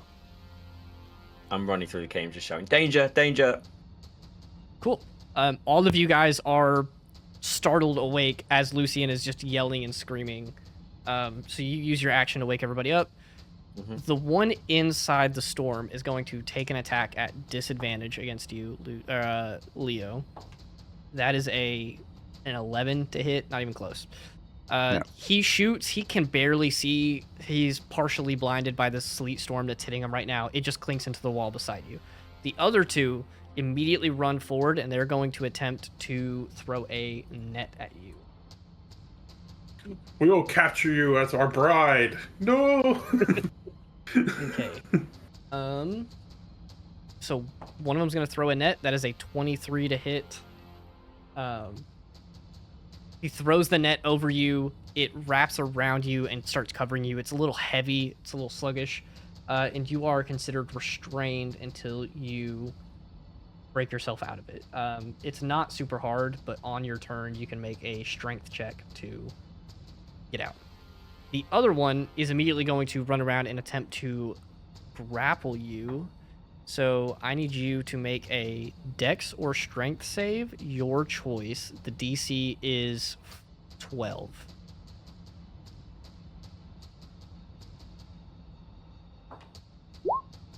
I got a 12. Meet it to beat it. Damn. He goes to like start pulling on this net and grab you, and he's gonna hold like a dagger up to you, but you're able to just like elbow him and push him off. You're still stuck in the net, but he's, not able to get you grappled. The rest of you guys, you wake up, you just watched a couple of these actions happen. I'm gonna say let's go ahead and roll initiative to make this easier for ourselves. Yeah. 19. 6. 8. 7. Wow. Damn. 18. 4. All right, did anybody get Wow. below a 6? It was really groggy. Thera got a 4. How in the Yeah. world did I get? I'm the last one to react, but all I'm doing is meditating. It's a deep meditation. That's that one that Rolaris was talking about. Oh my Yeah. gosh. All right, That's that Gwen meditation. Above 15. 19. 18. 19. All right, so 19 for Ava, 19 for Lucian, 18 for Resaries. Above 10? Nobody? Above a 6. I am a 6. 7. I got a 7. Where's Gwen at? Oh, I should be in there. I'm got not an looking at 8. Roll20. Yeah, we're not roll 20. We're... My bad. Okay. I don't think I missed anybody. Ava, Lucian, Resaries, Gwen, Leo, Marcel, Bandits, Athera. Let me roll for Lucilda. Hell yeah, Lucilda. That is a 19 for Lucilda. They really picked the wrong camp. And Ormond gets a 3. Imagine thinking you had an easy target and then just a bunch of paladins and 6 people everyone come running out. All right, with- Ava, you wake up. You are in your bedroll, and Lucian is yelling, "Danger, danger!" You sort of snap awake. You're still prone right now, but you see 2 bandits closing in on the camp, and then a huge storm of like ice and snow off to the left where Leo's cast the spell. You get to move first. Lucian, you're up next. And you're not doing anything on roll 20. No, this is Yeah. completely Okay. theater of the mind Okay. here. I didn't know where you guys Theater were of in mind. camp. I don't know. Old school, guys. Yeah. All Do you right. have a map prepared? Come on. Can't have them so, can I reach them from the cave? No, they are probably at all? about No? 45, about 50 feet away from where you are currently. Okay. I'll get to the like front of the cave though. I can. Yeah. You can get Go to the there? All well, using your movement, it'll take Mhm. 15 feet to get up, and then Yep. 15 feet would get you to the mouth of the cave. Okay. All right. And I will short bow, whatever one I can see Sure. closest, I guess. Go ahead and make an attack roll. Also, Stinky Izzy says hi. I did. 16. 16's gonna hit. All right. And The one that I'm attacking, are they like in front of Leo or anything? No, those are obscured by the storm. Those the ones two are, that you're okay. able to see are more off to the right. All right, no sneak attack. 11. 11 damage. Yeah. Cool. You take a shot. It hits this guy in the shoulder, and he's immediately like. The term bloodied is used in the player's handbook to denote if they're like under half health. He's bloodied. Like that one shot he is very, very injured. Nice. Yeah, Anything they really else? No. Nope. She's gonna just watch what happens now. Cool. You're up in the mouth of the cave. Lucian, you're next. You're still invisible, yelling out danger to everybody. And then I will turn around and cast haste onto Leo. Hell Hey. yeah. And then run Alright. further into the cave. That's going to bring it to Lysilda. Lysilda's going to stand up. She wasn't wearing her armor, unlike, some people in the party. She's normal and prefers to sleep in clothes instead of armor. So she wakes up and she grabs her longsword off of the wall beside her and starts marching up to beside you, Ava. But she is sort of stuck there holding her longsword. She's just going to hold an attack if anybody is closer. That brings it to you, Resaries, who sleeps in your armor. For this reason. How far away are they? They are about 45 or 50 feet from where you sleep in the cave. Okay. And so, would you say getting on Cosmo is a bonus action? Yeah. Okay. He has 60 feet of movement, so I want to run up to the two that are like 45-ish feet away, you said? Yeah. So we'll say with your communication with Cosmo, he meets you at the mouth of the cave. You take your movement to stand up, go up there, mount him, and then his movement will take you the rest of the way. So you've already moved 30. You could move another 30 towards them. Okay. So am I at them now? Yeah. Okay. And is this the same ones that Ava just hit one of? Yeah. So you can pick which one you want to hit. I'll start with the one that's bloodied. 15. That will hit. 12 damage. Damn. Are you doing lethal or non-lethal damage? I'm probably not in a good mood being waken up, so probably lethal damage. All right. How does he die? I'm just gonna run up and I'm like, Cosmo, go to the left. And as he does that, I just swing my sword in a really wide gap and just gash through his shoulder. Trying not to hit the arrow, because last time I hit an arrow, the ranger wasn't happy. For sure. So I'll try to keep the arrow alive. Swing your sword down, cut completely through his shoulder, and he falls to the ground. And he's like not even fully dead yet, but he's bleeding out. He's gonna be dead. And then for my backswing, I'm gonna go in and attack his buddy. Go right ahead. That is a 17. 17 also hits. Their armor class is 13. I'll just let y'all know. That is 8 damage. 8 points of damage. Not bad at all. That brings it to Gwen. So it's just the one dude left? No, there's 3 left. There's 3? There's What? 2. There's 2 in Leo's storm, and then there's 1 outside of his storm. Okay, well, I'm going to try to angle myself the best I can to get as many people as I can into my breath weapon. At this If point, that's possible. you would only be able to target 1. So I'll let you pick who you target, but you're probably only gonna be able to hit 1. Okay. You need a lot. I'm more gonna do movement that. to do the rest. I don't know who to pick because I can't see no one. But there's 2 inside the storm, and there's 1 that Resaries just hit. I'll do the one Resaries hit. Cool. Yeah, you stand up, you probably grab your bow and stuff and walk over to him, charge up your breath weapon, shoot it out in a straight line at him. Blast of lightning goes out. It is a dex save, right? Yep. Cool. What's the DC on that? He fails. 13. It's a 7.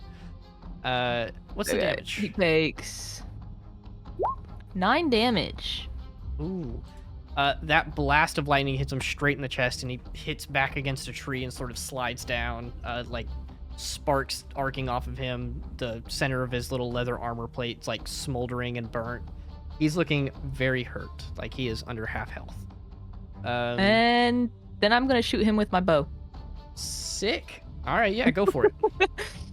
I forgot you get 2 attacks. I rolled for my electric longbow, so I'm doing that. It is a 6 plus 4 lightning. What'd you get to hit? Oh, Wait, Did you forget 16. to roll? Bother. He's like, yeah. no, I did. It was Okay. 16. Okay, 16 I said it. hits, and then how much total damage? 10.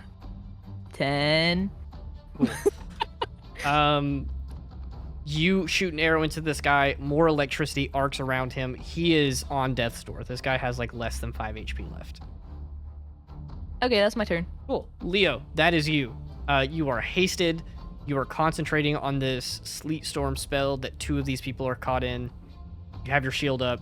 You're ready to go. What's the move? How close to me are these 2? I'd say about 30 feet. Okay. Are they right beside each other? How far apart? No, are they're about 25 feet apart. Like one of them is close to the sort of cliff wall to your left, and the other one's more out into the forest. Okay. I am going to run up to the one, I guess, closest to me, and I'm going to make an attack on him with Yeah, you my have 60 feet mace. of movement. You have a shit ton of movement, yeah. Yeah. Uh, So what? 30 feet for the first one. yes. Actually, I didn't even think about this. Your amulet gives you some bonuses on the first round of combat, and this is the first round of combat. So not only is your movement doubled with haste, but you also get how much from your amulet? I think it's like an extra 10 or 15. Extra 10, yeah. Yeah, so your movement speed is 70 80. right now. Or 80, yeah, because the 10 would Yeah. be doubled too from haste. So easily, with 50 feet of movement to spare, you make it to the first guy. You said you're attacking with your mace. Go right ahead. I am going to let you know that you are going to have to make a Constitution save against your own spell. Okay. And you're going to have to make a Dexterity save. And you're What? notoriously good at those. You And, could, for free, cancel this spell right now. Yeah, Yeah. drop it. Yeah, drop it. Okay, because it was also going to give you disadvantage on the attacks. Yep. You drop the spell, the snow dissipates and disappears just into thin air, wisping away. You charge straight at this guy, like your boots are thudding against the ground. It is super loud. Electricity starts to arc against you. Make a swing. Leo really said, man, that spell's annoying. 20. A To nat hit. 20 or a dirty? No, dirty 20. Cool. That's definitely going to hit. So go ahead and roll mace damage and then give me an extra 2d6 because of Thunderous Smite. Yeah. So 4 for mace damage. And then Thunderous Smite is another 4. Sick. So 8 points of damage as you smack your mace into this guy. He rolled pretty high on his strength save, but he gets hit by your mace and then like bounces off the rock wall a little bit, but he keeps himself up. He's not really moved by that. Decently hurt. Anything else? So I get another action, right? But I can only hit with a weapon, right? I mean, you get an entire new action. You can do whatever you want with it, but if you attack with a weapon, you only get 1 attack. Okay. And he's looking pretty hurt, correct? He's still above half health.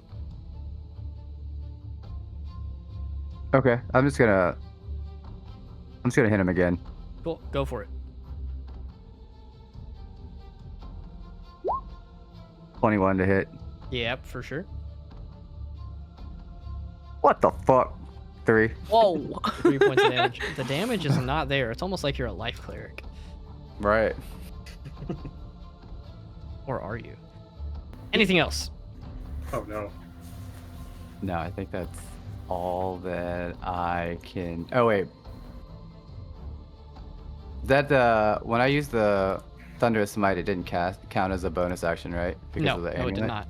It is for free Perfect. on your first attack. I am going to cast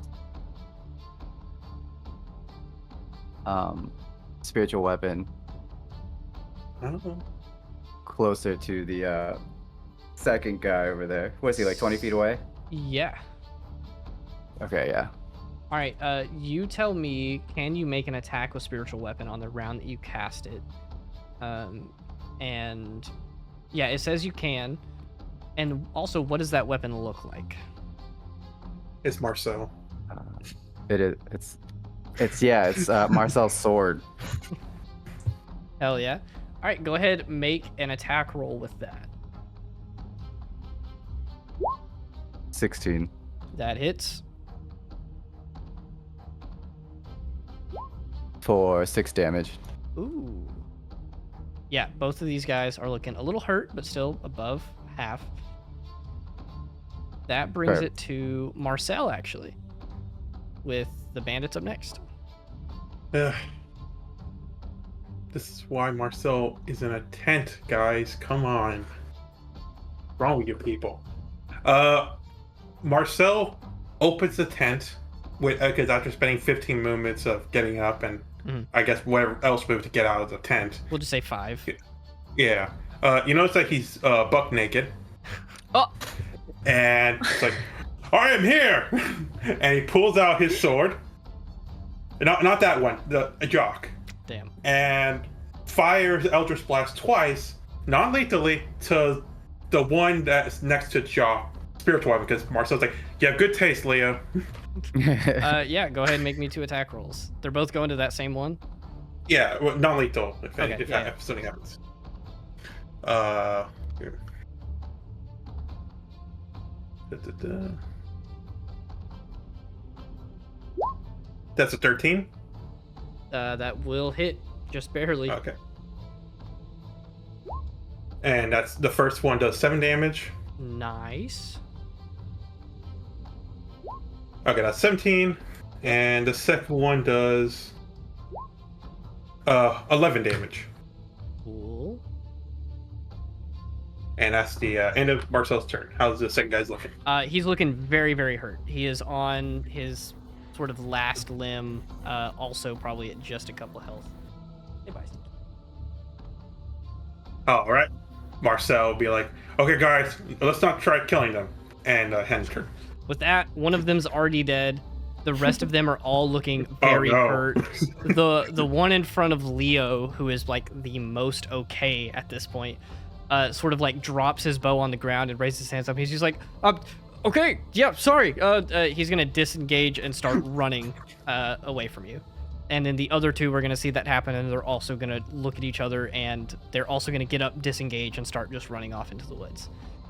Naked guys shoot energy bolts. I'm out. Yeah, I'm leaving after that. Athira, that would be you, if you want to do anything.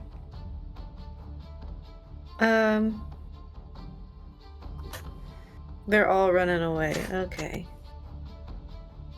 I'm gonna like walk out of the cave and just look at whoever is nearest me and be like, are we trying to catch them or are we letting them go? I guess Marcel would be the...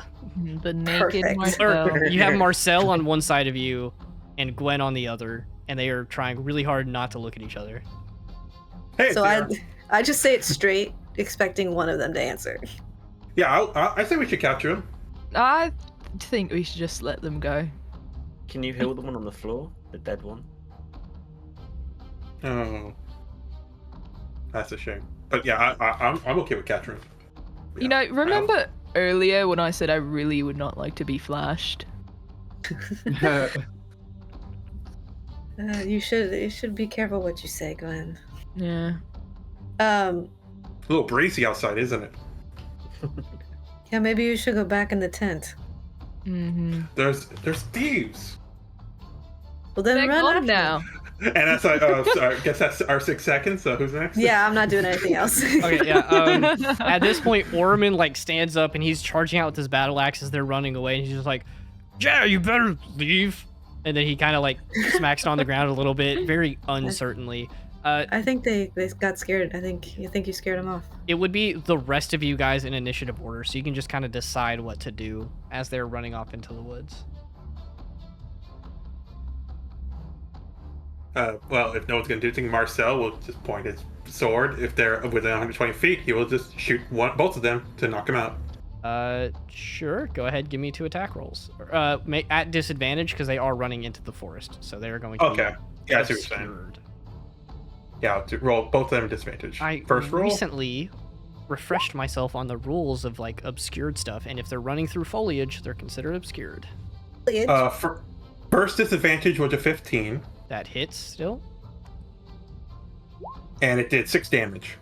That is enough to knock the first guy out. Okay, now this is for the second guy. The second disadvantage is 21. Hits. I don't think it's possible for you not to knock him out. And 8 damage. Yeah, they're both knocked out to the ground. You watch as 2 bolts of light shoot out, hit both of them in the back, and then they sort of spin and fall, knocked out. Whoop. And then there's still one left who's running way off to the left. Oh, I can't reach. I'll chase after him with Cosmo, and I'm pretty sure I can catch up. Yeah, you catch up to him. What do you want to do? Do you want to take swings or? I'll take swings non-lethally. Marcel's against it. All right, go ahead. Make 2 attacks. You don't have disadvantage. 15. Hits. 12 damage. He's looking really hurt. 18. Yeah. 13 damage. Yeah, this guy is well beyond The fuck up. his max HP. You take 2 swings and sort of smack against his head with the flat side of your longsword and just knock him out as it sort of reverberates and he falls to the ground, just slumped. Accidental kill. Leo, if you don't mind, can you grab those 2 and just bring him here while I put on clothes? I will let you guys know. 3 Sure. of them are knocked out. 1 of them is currently making death saves, and I'm not going to tell you what he made on his first. Can I heal that guy? Yeah. Wait, first I'm gonna tie him up and then I'm gonna heal him. If you're going to time up, I'm going to roll another death save. Yeah, fuck. No, I'm gonna heal him. Sure. Go ahead, choose a spell. Doesn't really give him- matter. Healing word first level, and if he does anything, we'll punch him again. Fuck yeah. He's brought back up, and he sort of gasps a little bit as he takes on those levels of exhaustion from getting brought back up to 0 HP. He just sort of,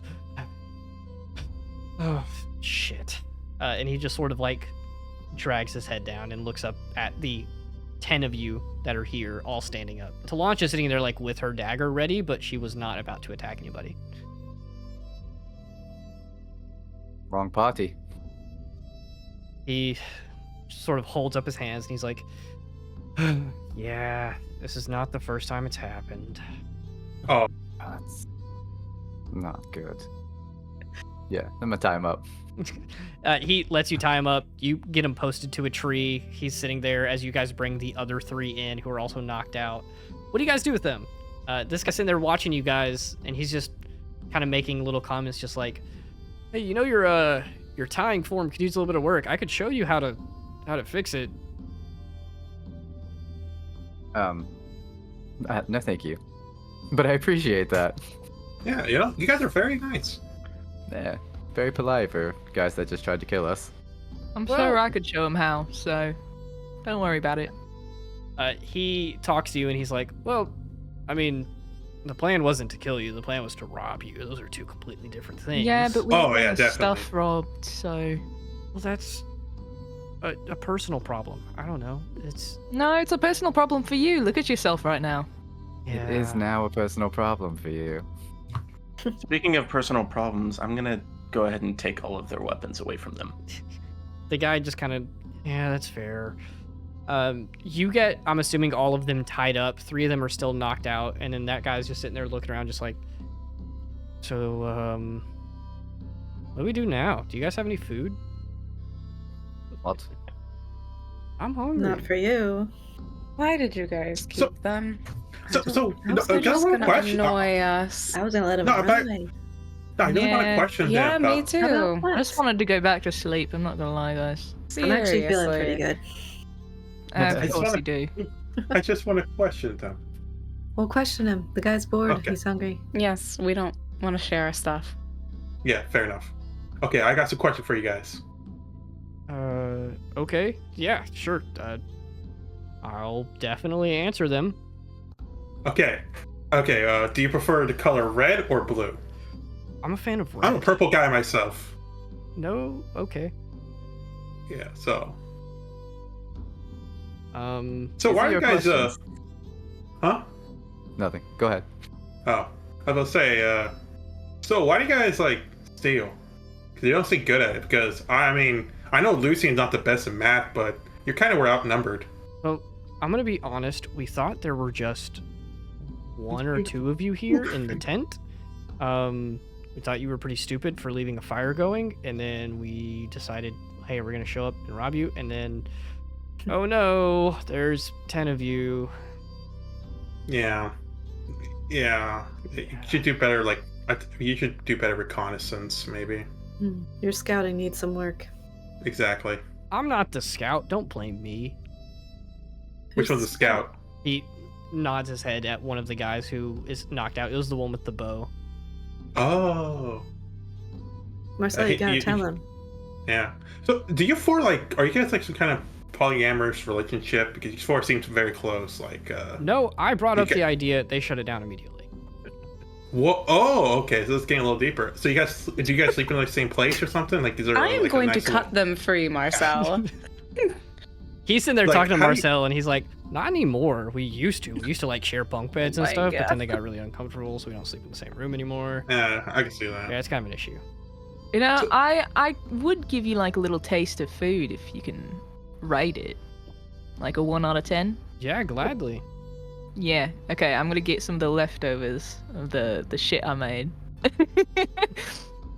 Only like a spoonful though. That's all. That's it.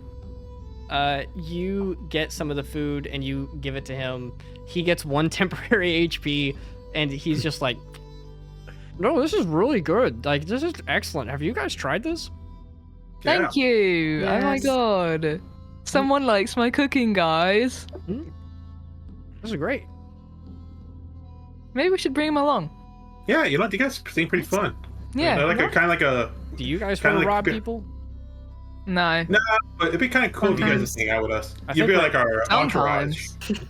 Listen, if I'm gonna be honest, I'm the cool one. The rest of them are pretty weird. Oh, But I think we're gonna have a conflict of interest if you guys aren't trying to rob people. That's kind of why we're on this road.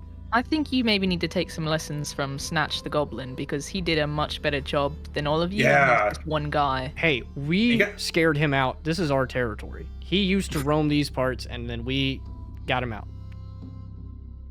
That man is a con, and he knows it. At least we're honest about what we do. that is true. These guys are very honest. I was going to rob See- you.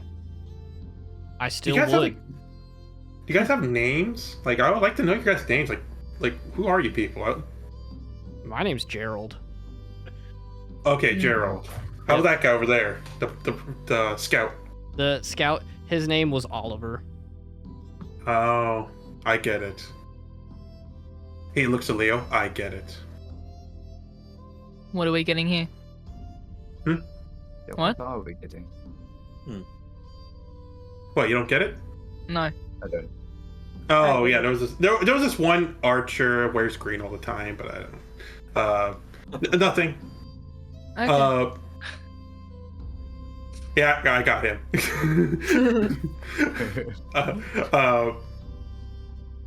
I mean, you guys maybe do like a kind of like a 4-man band or something. What? Yeah.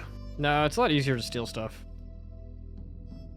You know, Why not there- just there have peop- like a normal job? Like, don't any of you have a passion like baking or smithing? or is thieving is your fishing, passion? Is it aside like from something? stealing? Yeah. Did you guys like grow up to become wanting to become thieves? Like you always wanted to be a gangster kind of like deal? Kind of, yeah. I mean, it was a mixture of, how I grew up and the lack of job opportunities out in small villages and stuff like that. So, Were you orphaned? No, my parents are actually very supportive. Not of Okay, 'cause this. I was gonna say, like, you know, Oh, I was like, oh, that's really nice. We share something in common. Did you rob the bank, son? No, you're no son of mine. it's a My weird father was a family you robber, got his there. grandfather was a robber.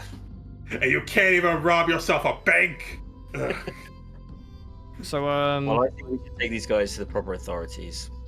That's true. And we can just These let guys, them are, go. these guys are hilarious. I like these people. Just let him go. We can't take Okay. all They can criminals rob along with us. We're, when we Yeah, go. it's we're a lot of on a people. mission here. We're taking them to court, so we might as well take these guys to court as well. No, We We can't don't have room in room. the car. People. no room. We can stop off in Drin and get another cart, some horses, you know. There No. might, Oh, there might be a Drin? bounty. no, we stole a lot of the horses from there a while back. Ooh, That's where like are those? the prime spot. Oh, Where are your horses? yeah. Where are you keeping these horses? They got stolen from us. Listen, All right, guys, let's just chop off the hands and let them go. whoa, whoa, whoa, whoa, whoa, hey, hey. Come on, I gave your food like an 11 out of 10. How are you gonna do this to me? 11. Yeah. And now you're butchering me out. What's going on with that? Yeah, that's not what you said before.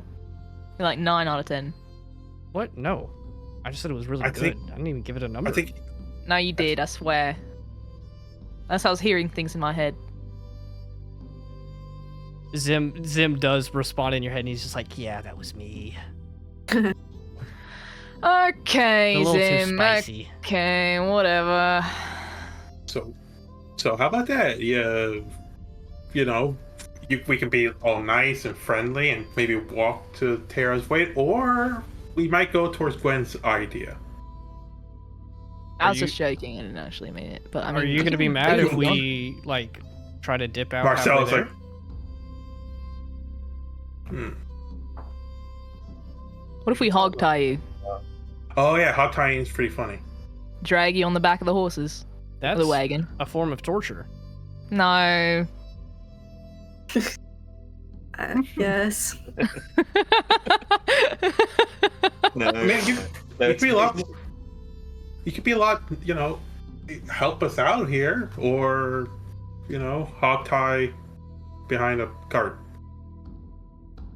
Do you guys promise never to rob anyone ever again? No. Um, The Really? honesty. Goodness. That's what I like about them. They're so honest. That's why I want them to have better lives than being horrible thieves. I don't think they want better lives, Marcel. I'm definitely gonna try to do it again. Just let them go. Half of you still need Sometimes to you sleep can't somewhere. change people. So we should just stab them. Well, After Ava say that, you see Marcel eyes like goes really big. Like, we can tie them up. They can walk behind the cart, and then we can put them into the proper authorities. to bring them with us. Just let them go. Yeah, just Or let leave them them go. right We do here. not need to This bring isn't our them with business us. right now. There's no positive. I'm really curious. How did you guys choose to tie them up? Like, are they wrapped around trees? Because if so, one question I do have is how much rope do you guys have? It's a question I for have- Leo. Yeah. Leo has all the rope. We used I the have net 50 that you feet of used rope. All right. Oh yeah, They're all Just wrap them up. we could reuse their net. 50 feet is definitely not enough to wrap them all around trees, so I'm assuming that some of them you just kind of like tied their hands behind their back. This guy that you guys They're are all talking wrapped to, together. they're all wrapped together. He like shakes his arms loose a little bit and then like stands up and then hands you the end to the rope, and he's just like, "Listen, I think this was all just a big misunderstanding. We go our way, you go your way. You don't look back our way. You know, kind of a nice little deal like that." And he reaches out his hand to shake yours. All right. And you don't rob us again, correct? Not if we recognize you. If I do it on accident, we'll turn around. Well, then, in the middle of the robbing and you recognize us, you have to stop. Yeah. You can have a Alright. safe word or something. You could shout it out if we reply properly. Then you know. It's There we us. go. Sure. Just if I start robbing you, just be like, hey, Gerald, do you remember that really good food that you ate? And he winks at Gwen. Oh my god, thank you. I'm gonna offer to shake his hand. He shakes your hand. He's just like, wow, scales. No, I was gonna squeeze his hand really fucking hard. Give me an athletics check. Okay. He got a 2. Oh no. That is a. That's a nat 1. You go to squeeze, and you're both so weak. You guys just give a firm handshake, and are both just like, Looks wow, like a- firm handshake. No, You know, yeah, Gwen gave you like a very interrupted my limp sleep. handshake. Like, Fuck. No, Wow, you did I the don't- awkward thing where you like grabbed not his full hand, but just like his fingers, and you shake and you pull on that, and you're just like, oh well, shit. Damn. You're reaching for a handshake, and he goes like fist bump, and he like flies, and it's like, Great. Well, hey, can I borrow a dagger to get these guys out, or No. I'll Yeah. cut them. cut them, or cut them Keep free? them? I mean, you Cut them can. You know how to untie knots, free. don't you? You can figure it out. Yeah, but that's gonna take a long time. You got this. It's fine. Fine. And he reaches down, and he's gonna start untying the knots. He- Marcel still has like a million-yard stare. I was like, I need to go inside the tent. I need to sleep this off. And he just goes to the tent and At least closes he it. has his clothes on this time. Right. It takes Gerald about like a minute to a minute and a half before he has the rest of them untied, and he sort of slaps them awake, and he's like, hey, wake up, come on, we're getting out of here. And then they all stand up, and they're much grumpier than he is, but he gives you guys a little salute, and he's like, hey, it was great to meet you guys. You know, it's not very often you make friends in a business like this. Right, it's good to meet you too, Yeah, Gerald. friends. Here. And he flicks you guys a copper coin. He says, that's like a quarter of my life savings. Don't spend it all in one place. And then he starts walking off with the rest. All right. Well, that was Poor fun. His savings. Okay. Who caught that? Because if no one did, I'm taking it. You can have it. Yes. I'm assuming he flicked it to the middle, and Gwen just like reaches up and snatches it. It's like the That's Joker. fine. Not do it. With that, Lysilda sets her sword back against the stone wall and is like, I'm going back to sleep. Tilanche sort of does the same thing. Orman's like sitting there with his axe, and he's just like, I didn't get to do anything. I'm so sorry. Next time, Orman. Yeah, Next you'll time. get him next This is time. stupid. He tosses his axe to the side. He gets in his bed in a huff. You guys are All left right. standing around the fire. Is our watch over? Yes. Before Tilanche goes back to bed. Before she goes back to bed, I want to be like, hey Tilanche, do you have a moment? Hey, girl. To, do you have a moment to talk in private, if you don't mind? I have It all. won't take too long. I have all the moments to spare. It's not like I'm doing anything else right now. Good luck getting privacy here, though. Well, we'll just go outside the cave a bit and go over here, right? Cool. I don't have the ability to see in the dark like some of you. No, that's so- okay. I got a torch. Here you go. Cool. She takes it, lights it with a fire, and you guys go to walk off. The rest of you guys start getting set back up in your beds. Athera, I guess you're set up for watch now. But Gwen and Tilanche go to take a little walk through some of the woods. As you guys are walking, once you get out of earshot, she, without even looking at you, is holding up her torch, looking around. She says, so, what is this all about? What are we out here for? All right. So this is about like the fairy guy you had to deal with or whatever, right? Yeah. I'm going to describe a location, and I want you to tell me if you like know anything about it, maybe associated with him. Sure. All right. Yeah. Okay. Okay. So it's like this really dark and dense forest. The leaves are like strangely colored. There's like flickering lights, and when people walk through it, their footsteps. Oh my god, I can't speak. Jesus fuck, I need more sleep. The footsteps Who's Jesus? are illuminated. She ponders for a second. She's like, no, that almost sounds like Aorsha from what I've heard about it. Oh. But you would probably know more about that than I do. I'm not from there. Yeah. No. If this is all in reference to the Verdant Prince, I also got some visions like that whenever he would, communicate with me through my dreams and stuff. I think that link just causes us to, peer into each other's mind a little bit. So whether it was on purpose or accident, I don't really know. But I saw places similar to that. Really big forests, really strange magical creatures. Yeah, I don't know where it is, but Okay.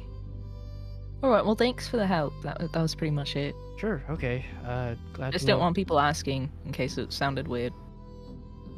Sure. Yeah. You guys head back, and she just seems a little confused by you asking about it, not really making the connection there. Athera, your last one on watch. Go ahead, make me another perception check. Go ahead and make 2 of them because you're gonna be out there for 4 hours. I swear, if those guys come back, there's no more non-lethal force being used. Yep. First one's a 26. Nice. Second one's a 26. You were sitting there for like an hour, and after about an hour, you see someone walking towards you guys, and then Gerald eventually just comes back into view. And he walks back up to you, and he's very quiet because people are sleeping. He's just like, hey, do you care if we take some of that extra food that you guys had? Yeah. You don't have your own food? I mean, we do, but it's not very good. Just the pot that you guys aren't gonna eat. Are we really not gonna eat this food? I don't know. Well, I don't know. I don't. This. Why are you asking me about whether or not you're going to eat this food? Just do it. Hear me out. Fine. You could just look the other way. They're not gonna believe that I'm really good at looking. What an interesting skill to have. Yeah, it is. Go ahead, take it. Let's go. He walks up, he grabs the pot very gingerly because it's pretty hot, and he just like starts walking away with it. He just like, Whoa! You gotta leave the pot. How the hell am I gonna carry this? That's your problem. Shit. He sets it back down like on the little grate on the fire, takes his like overshirt off, and then just like wraps up some of the meat in it and carries it like a little sack. And he's like, all right, thanks. And then he trots off. Yeah, I was gonna say, if you took my pot, I was gonna have a fucking fit when I wake up, mate. That's it. That was his plan. That. With that over, you guys all wake up to the sun rising over the western horizon, over the Drin Mountains, filtering through the leaves of some of the trees. The birds start chirping, animals start making noise. Very nice, cool spring morning. And we can take a little break right there. Pause for a minute. You guys finish up your travels, and then we will get you guys in Terra's Wait before the night is over. So we'll be back in just a couple minutes.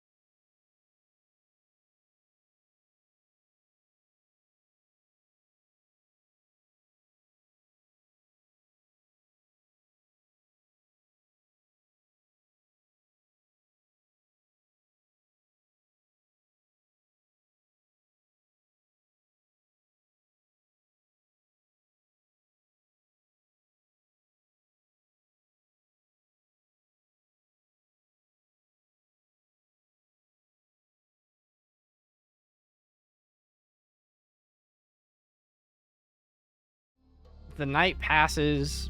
Athera, you are the only one in the morning who is awake, but the rest of them with the sunrise slowly wake up. A lot of you guys, I'm assuming, are on a very good schedule. So, like, I know probably Gwen and Resaries would wake up fairly early. Marcel and Leo might sleep in a little bit. Ava and Lucian, who knows? But Orman, dead asleep. Lucilda, she's up with the first of them, and then Tilanche is also up pretty early. It's a pretty slow start to the morning. You guys all sort of wake up. There's some rations that you guys have left over. Not any food from last night, but you eat some rations and have that for breakfast. But as the morning slowly comes to a start, I'll let you guys take the reins from there and sort of tell me what pace you guys are moving at and when you're ready to go. I think Lucian's going to hop over to the pot, really hopeful there's food left in there and see it's empty. I'm also going to my pot because I want to clean it out. Oh, man. You guys go You ate all the over food. expecting there to be quite a bit of food left from last night. That would have been on like a nice simmer with the fire that Athera, I'm assuming, kept going. And it is totally empty. Like, there was a lot of meat in there with some added in like berries and stuff, and now it is just a little bit of stuff left in the bottom. Athera, did you eat all the food? How much fucking food did you eat? Jesus Christ. You are really hungry. That guy Who's doesn't this exist. Jesus Christ you keep bringing up? Okay, let me talk. Gerald came back, and instead of dealing with him, I just let him take the food. I don't His think it's life very of good crime about has that. already turned around. Okay. He really liked What your if food, I Gwen. wanted I to thought eat some of it? you made it so well. You got followers that just couldn't not have it. You could have just said no. Fuck off. Yeah, and then he would have made a big think about it, and then we would have had to deal with him longer. They might just keep coming back now at this point. Yeah. You just We're gave treating them like him- raccoons. They literally tried to steal from us, We're and not you gonna just... be here. We're They're moving literally just on. following us like wolves and giving like leftovers. They might. Yeah, we're gonna domesticate them. Let's go. Yeah, they're Like the making rat things, outfit at the yeah. orphanage. They don't seem they're very good at their jobs. I don't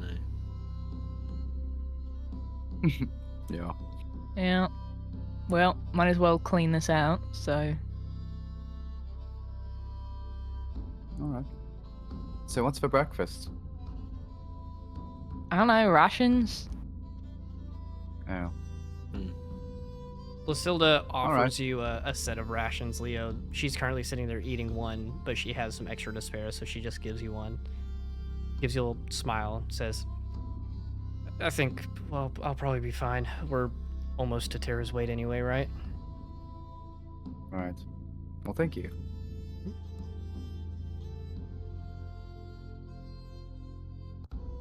I'd probably eat my rations pretty quickly, and I'll go out and do my morning training routine. Yeah, Leo, I think Leo's gonna follow him. Yeah, I was about to say, you and Lucilda are sitting there, and Lucilda sort of like watches Resaries go off and start training, just like using a tree as a little sparring partner, basically. Swisher, you Tree get in up the a sparring mat. That's awesome. Like Spider-Man. Like you guys are all That's- like fighting. That's a Resaries exclusive spell. Yeah. But yeah, so Leo, you go up. What do you say? Can I join you? I wrote fan fictions like this. I'm This just is exactly how it starts. mid swing. I hear that, and I'm just like, "You want to join me? Yeah. Like, are you wanting to take the tree's place, or are you wanting to spar?" I'm thinking that I need more training in combat. Oh, you definitely did. I Oh, saw you in that yeah. fight. That was atrocious. Well, thank you. I guess we could spar and you could show me some things, I guess. Okay. Well, get your stance. Okay. As soon I'm as he gonna- says okay, or yeah, go ahead. Oh, I was gonna hold my shield up in front of me. I'm gonna try to shove him to the ground. I'm gonna try to fucking dodge. Give me an athletics check, and if you're trying to dodge, give me a dexterity save. Fuck. Or actually, no, a shove is considered an unarmed strike. But I think the bonus is gonna be the same for you. The bonus is the same, yeah. Yeah. I got a 13. Oh wait, what am I rolling? Dexterity. Man, Yes. that's so awful. Dex save. I got a 12. Fuck. So as soon as you say ready, I just shove you to the ground and kind of stick my foot behind yours, and that's what trips you up. And then I'll help you back up and be like, get your feet set, or your attacks are never gonna work. All right. And how should I set my feet? Like this. Yeah. Like this. I'm gonna just throw a dagger towards Marcel. No. Just shoulders, shoulder width apart, facing the direction you want to go. Keep your knees bent. And I'm gonna shove you again. Oh, fuck. I'm gonna try to brush it off.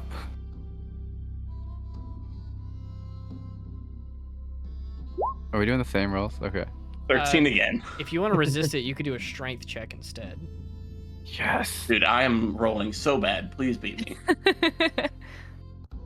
Fuck. 11. I'm gonna act like I'm doing the same move, but then I'm gonna twist and throw you over my shoulder and say, and be prepared because no one's going to fight fair. And I'll help you back up again. Oh, so no one- Leo, you gotta Yeah. balance your weight, mate. Come on. All right. I got this. I got Keep center of mass down. Doesn't even look like he's trying. No. At this point, Lucilda finishes This up is her sad. rations and like crumples up the paper that they were in and like sets it in her bag. She stands up and gets her weapon. No armor, just her weapon and a shield that she has. And she walks over to join you guys and she's like, Leo, can I just show you what you're supposed to do? And then you'll try to mimic that. All right. All right. Come on, Resaries. She immediately, without even letting you get ready, she's going to take a swing. So go ahead and roll an attack roll. Okay. If I'm not ready and I don't have my sword out, I'm just gonna do unarmed strike and see how it goes. 26. Yeah, she got substantially lower than you. So she swings, you block. How do you want to act after that? I'll block with my shield enough to where I can grab her by the arm. I'm gonna fling her over to Leo. She flings over to Leo, bumps in, and she's like, bad example. One more time. And she's going to also sort of charge you again. This time, her sword is not the first thing she goes with. She got a 20, dirty 20. 25 unarmed strike. God damn. Wow. She goes to bash you with her shield, in which you just kind of like tank the hit and block it, and then I guess like shove her back into Leo. And she just looks back at you, Leo, and she's just like, I take it back. You got this. Then she. So Leo, mimic what I did, not what she did. I've learned nothing. My form was fine. I'm just gonna put that out there. All right. I'm gonna try to mimic what he did. We'll do one Set my last set stance just like here this. as you guys go into sparring. Resaries, you're coaching him along the entire ride. Yeah, I'm gonna coach him, and then I'm gonna roll with disadvantage because I want him to succeed. Sure. Both of you go ahead. Give me an attack roll with whatever weapon you're using. Still unarmed strike. 2 nat ones. Ooh, Damn. Nice. it was meant to be. I rolled a nat 20. Ooh. Oh shit. Oh my Oh, Okay. he mimicked the hell out of that. All right. Tell me what happens. I don't even want to take control of this one. I'm gonna let him swing first. I'm gonna see you kind of doing nothing, so I'm gonna be like, Leo, again, just lower center mass. I'm gonna reach out for you, kind of cocky, like, just hand reaching out for you. Nice. I'm gonna dodge the hand, duck low, and then hit him right in the nads.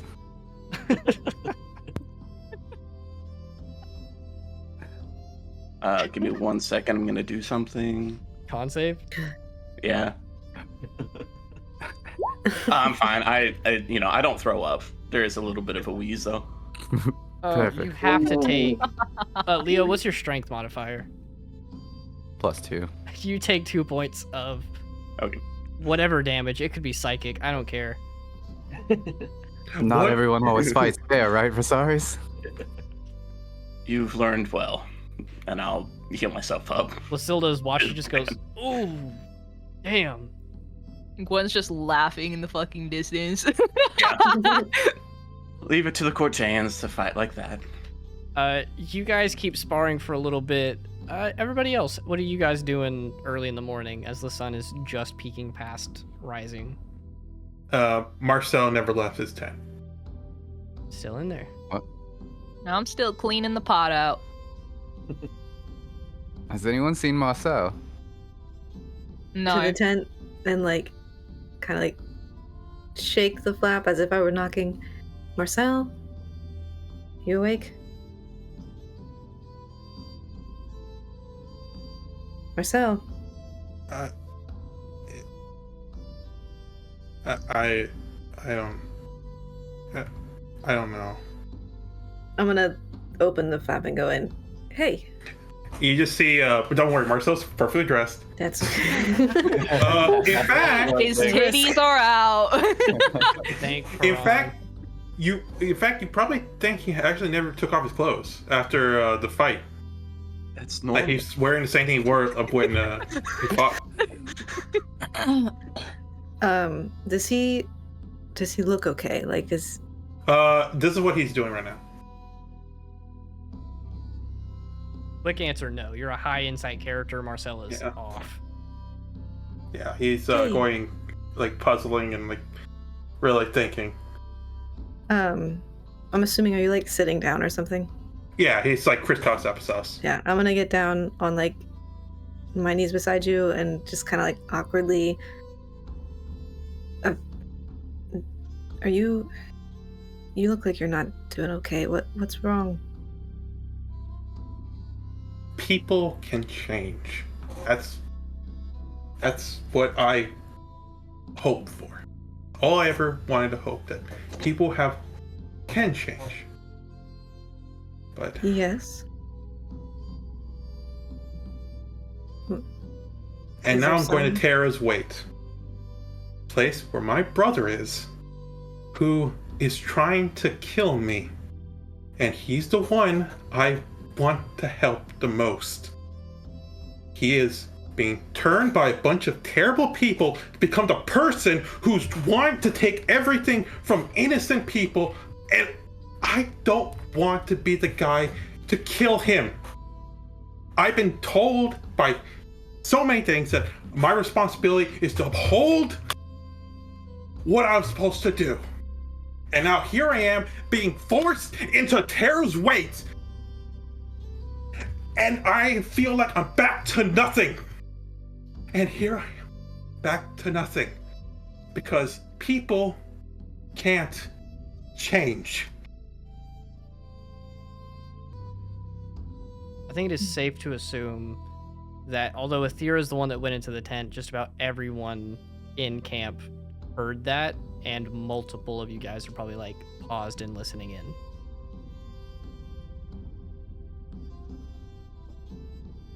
Don't want to kill my brother.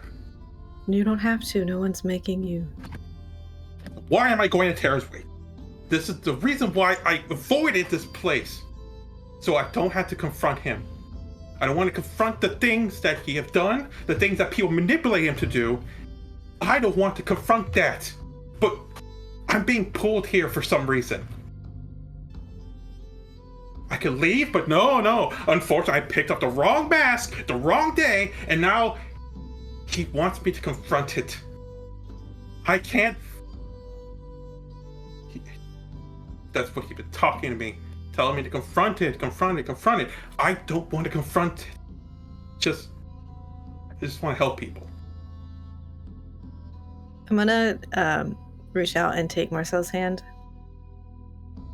Maybe in order to help people, you need to deal with this first, so it's not a burden to you any longer. And you don't have to confront it alone. Because you got your friends. Thank you. And if you don't want to Sorry. go, we can send you back. Or keep you out of Terra's Wait.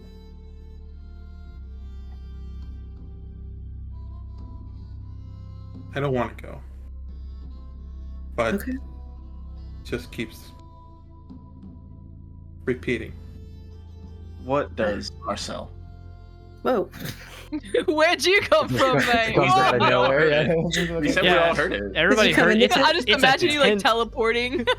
I mean, if the DM says we all heard it, I'm assuming I'm going up. I would love to say Resaries it's some kind of warlock thing. It's some kind of magic from a great ancient emperor of a long gone time. No, know what the little voice that keeps hitting me? It's me.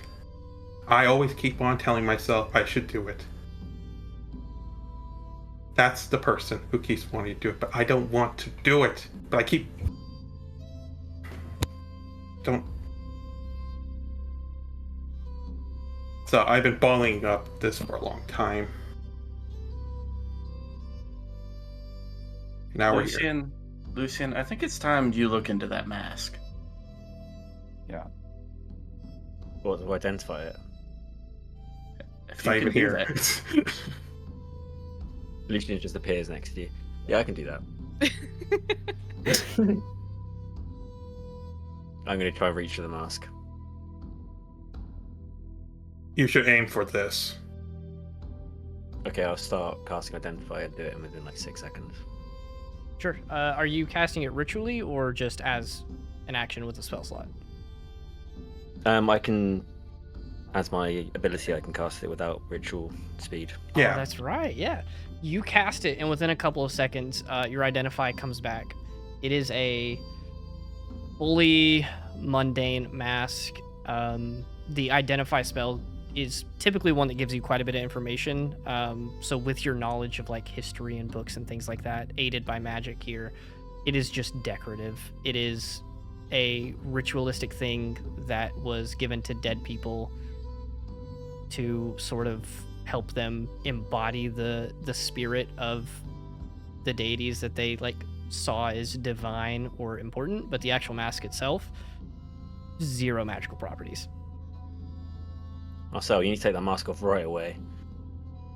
Oh my god, it's awful. No, I'm joking. You could take it off. We're still connected. Marcel, that mask is nothing. It's not magic. I know. He knows. We both know. And now Leo appears. You're all just around the tent. Or are you all cramming in the tent? Oh, goodness. God, just only a 2-minute test. We're all in the tent. I'm getting my cooking supplies together. I'm not over there. Yeah, you guys hear pots and pans rattling together as 4 of you are crammed in this tent super tight as Leo comes in. I go and grab Gwen and drag her towards the tent. No. We're all in the tent. I know that we're close, but this is getting ridiculous. At this point, the tent is being held up by you guys. Like, Do you choose when the other person comes through, or is it? no, it pops in. But And- he never really says anything as stereotypical as what I read in Warlock stuff. He doesn't tell me, oh, you can get this soul. He just tells me, hey, you should brush your teeth, or wake up a little earlier, or eat 3 scary meals a day. Hey, you should study. You know, stuff like that. But then he started really, after I started writing some letters in case if I died, he kind of went into overdrive telling me that maybe I should confront this. But even before that, I still had this little piece of me that's telling me, hey, you should definitely try to fix the problem you're having with your family, with Terra's weight. But, I mean, it's the perfect time to do it now. yeah. Alright. You have all of us here too. Mm-hmm. We support you. And you guys are supporting this tent right now, too. And I'm very happy for all of you. Anything for He you, gives you guys Marcel? all a hug. Oh, Like, oh, Lucian just. Except for me, because I'm still not there. you're there in spirit. what's missing? Yeah, you and Ava just kind of like make eye contact outside of the tent. Just oh, they're having fun in there. Yay. Mm, Yeah. Ava. Gwen. Hug. So- Once you guys finish hugging, Marcel, you hear Tilanche's voice very clearly, like directed at you, and she says, "Hey, I think it's about time we start getting ready to leave. You know, you're not the only one who's facing up to something really bad." There's that. Yeah. I can't wait for Terra to wait any longer. Let's go. Whenever you exit the tent, Tilanche is sort of standing there. She was listening in to what you said, and she kind of gingerly pats you on the shoulder a little bit, and she's like, "You know, it's such a stereotypical thing to say, but maybe we're not that different." Yeah, not so different, you and I. I take it back, yeah. Marcel. We're so different. Yeah, I get that. That's how I cope. I'm sorry. I understand. It's fine, but come on, we can't procrastinate any longer. You got to face whatever it is you have to face there, and you know I got to be put to trial. Yeah. So let's Marcel starts putting down his tent. you guys collect the rest of the stuff, get on the carriage, and begin making your way out. I wanted to have a conversation with Ava real quick. Sure, yeah. What are you guys talking about Yeah. off to the side? So, Ava, what kind of stuff do you write in your journal? That's a weird question, Gwen. Why? Is it really? I don't know. I see you writing it all the time. I have a journal too. And do I ask you what you're writing in yours? Journals I are mean, you typically could ask. private, you know. I don't know. You kind of wrote in it during our sleepover after I said something, but Oh. you know, it's fine. It's fine. Oh, you I just want know. to make sure you're not like keeping secrets or anything in there. No, of course not. How could you think that? Okay. I mean, I could always show you what's in my journal.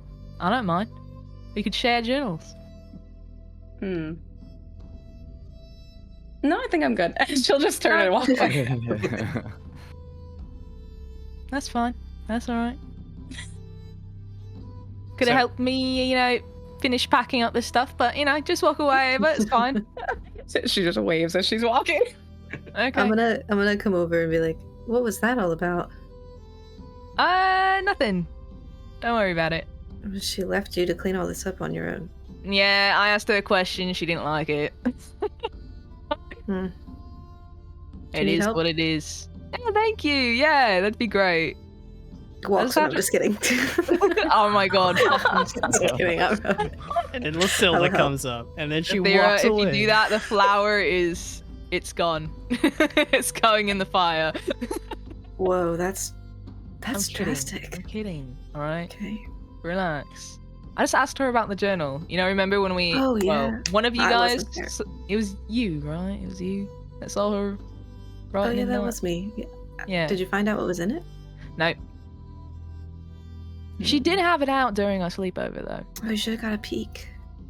I mean, I tried, but I didn't see it very well. Just Maybe I real should have quick. come to that sleepover. You should have. We talked There's about a a lot lot of to do. juicy stuff. I'll come next time, probably. Okay. Let's if you get this do cleared have up. if you do have like a crush though or anything, people might ask you if you like anyone. Oh, wow. Yeah. That's fine. I can tell them no, and they can try to figure out if it's truth or not. Yeah. That's what I did. Was it the truth? Maybe. Does she look like she's lying? I don't know. Maybe a little. Insight check. Damn. 14. I've never seen a group that rolls more against each other than this one. You guys insight check each where other is more than my- you do It's a NPCs. 16. Ugh. Okay, well, You don't know. I'll come to the next one. All right. With Well, that, you guys technically- start climbing on to the little cart that you guys have, getting on your horses, going about and traveling. And to pull up the map to show you guys, from where you guys are, Terra's Weight is just up the road. It is about a 2-hour-ish travel, with carts and horses and things like that, moving at a steady pace. You guys arrive before noon. The sun is partially in the sky. You guys start showing up. It's not nearly as big as like Ilium was, but it is a decently sized city. Before you even fully get into the city itself, just as you're looking out at it, it has this really beautiful like light stone architecture on all of the buildings and the walls around the city. There are hills and plains near you. There are some, small little farmlands and stuff, some mountains off in the distance. But as you guys start approaching, you pass through, again, some more like small villages and things out near the city. You guys start approaching the main gate, at which point the guards outside, who are wearing like this medium armor, not anything that's too protective, no helmets, but they have these spears with a little tapestry attached to them that is this deep purple color. They see you guys coming in, and immediately they're just like, halt, we don't have any carts labeled to be coming in today. And they're going to see Marcel at the helm of this and just be like, oh, Prince Marcel, I did not recognize you, I'm so sorry. Please, go on in. Do you want me to let the castle know you're here?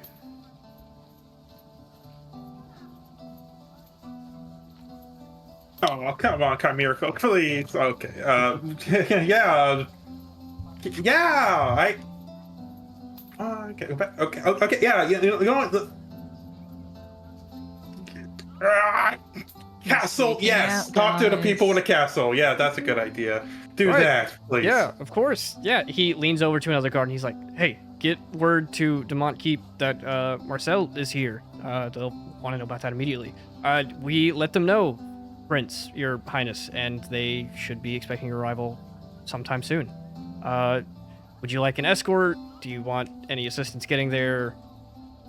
I would love an escort, please. Just go to the place so we can drop this person off.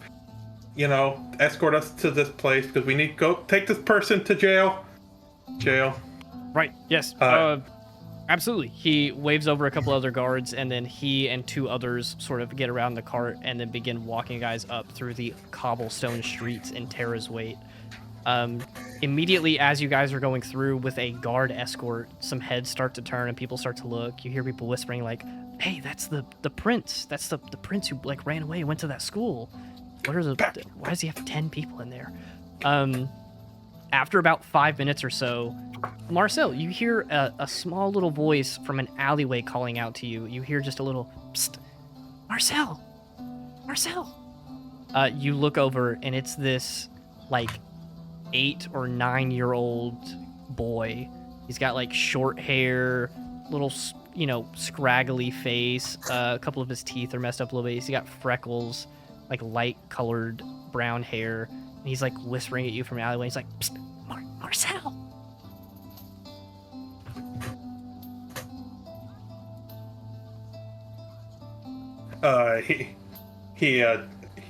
Marcel will actually make a sign that he does for his old clubhouse. The kid repeats it back to you immediately. He waves you over to try to get you to come over into the alleyway. I'm back. What did you say to him? I said I'll come back. Sorry. Do I notice this? Sure. I would make you roll a perception check, but it's gonna be really easy to pick up. I'll say your passive perception alone picks up on it. Marcel, this kid, still trying to get your attention. He's just like, "Psst, hey, your sister." Marcel jumps out of the cart and starts running. It's like I'm gonna run after him. he just jolts in. He doesn't even yeah. Marcel, You dash over to this. You guys watch as Marcel hops out of the cart and runs into an alleyway. The guards immediately turn. They're just like, my lord. And then they like start walking after. This kid like pulls you down and whispers in your ear, and he's like, hey, we have a new hideout. It's in the other district over there. I won't say the name of it, but you know where it should be. Your sister's there. Oh, okay. Now head out, man. He sprints off down the alleyway. And the guards walk over to you. They're just like, sir. And you better stay out, you kids, with your bad music and your terrible, not good clothes. Look at the clothes I'm wearing. Why don't you wear this type of clothes? Why don't you just work hard enough to get Your these Highness. clothes? Turns around. Should we? I didn't know you were there. Should we go ahead? Continue. Let's go back to the cart. I'm sure that commoner definitely, understood your message. Yes, I was speaking in common. At this point, you climb back into the little driver's seat of this, and before we head off for the night, I'll ask you: are we heading for the castle, Jail. or are we? Marcel's trying to point to the jail, just to clarify. Yep, gotcha. Okay, so you're heading straight there, because this little hideout place, I will let you know, it is in the Little Light district, also known as Petaluma, but commoners refer to it as Little Light. Are we heading straight to the jail, or are we heading there first? Since we have a prisoner, we're gonna go there. Word. Yes. You guys continue on this large cobbled street, people watching you guys as you travel, and you head up toward Demont Keep, which is this large, sprawling castle at the center of the city. And we're gonna cut it off there. Hey. All right. All right. That's it. That's all we That's got. all. Yeah. Wow. Funny enough, the entire campaign's over. That's all we actually that's have. it. We actually Yeah, end the that's story over, right guys. there. Yeah, it's very anticlimactic, but I think this is a pretty strong type of ending. Yeah, I'm ready for campaign 2. But I have the audience wanting more than dragging it out. I will not end the campaign by being punched in the nads. Thank you very much.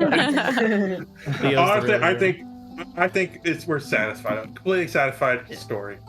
All right. Well, we will pick up from there next week. Thank you guys for watching. Have a great rest of your week. See you next Monday. Hey. Bye. Bye.